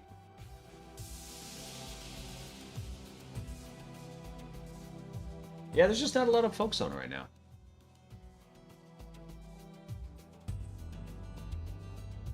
There's someone making weird 3D body elements. No, let's not do that. Yeah, we're gonna just go right over to Zed. He's doing fun stuff. Alright guys, unfortunately, that is where I gotta finish it off. Let's get out of here. Hold on, where's the button? I gotta find the button.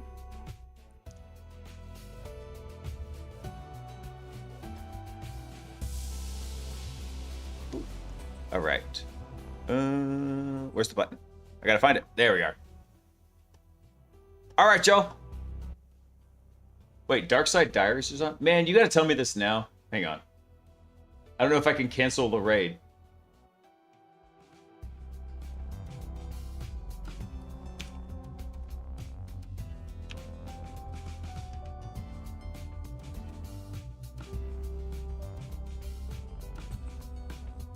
Hierarchy takeover. Oh, okay. You know what?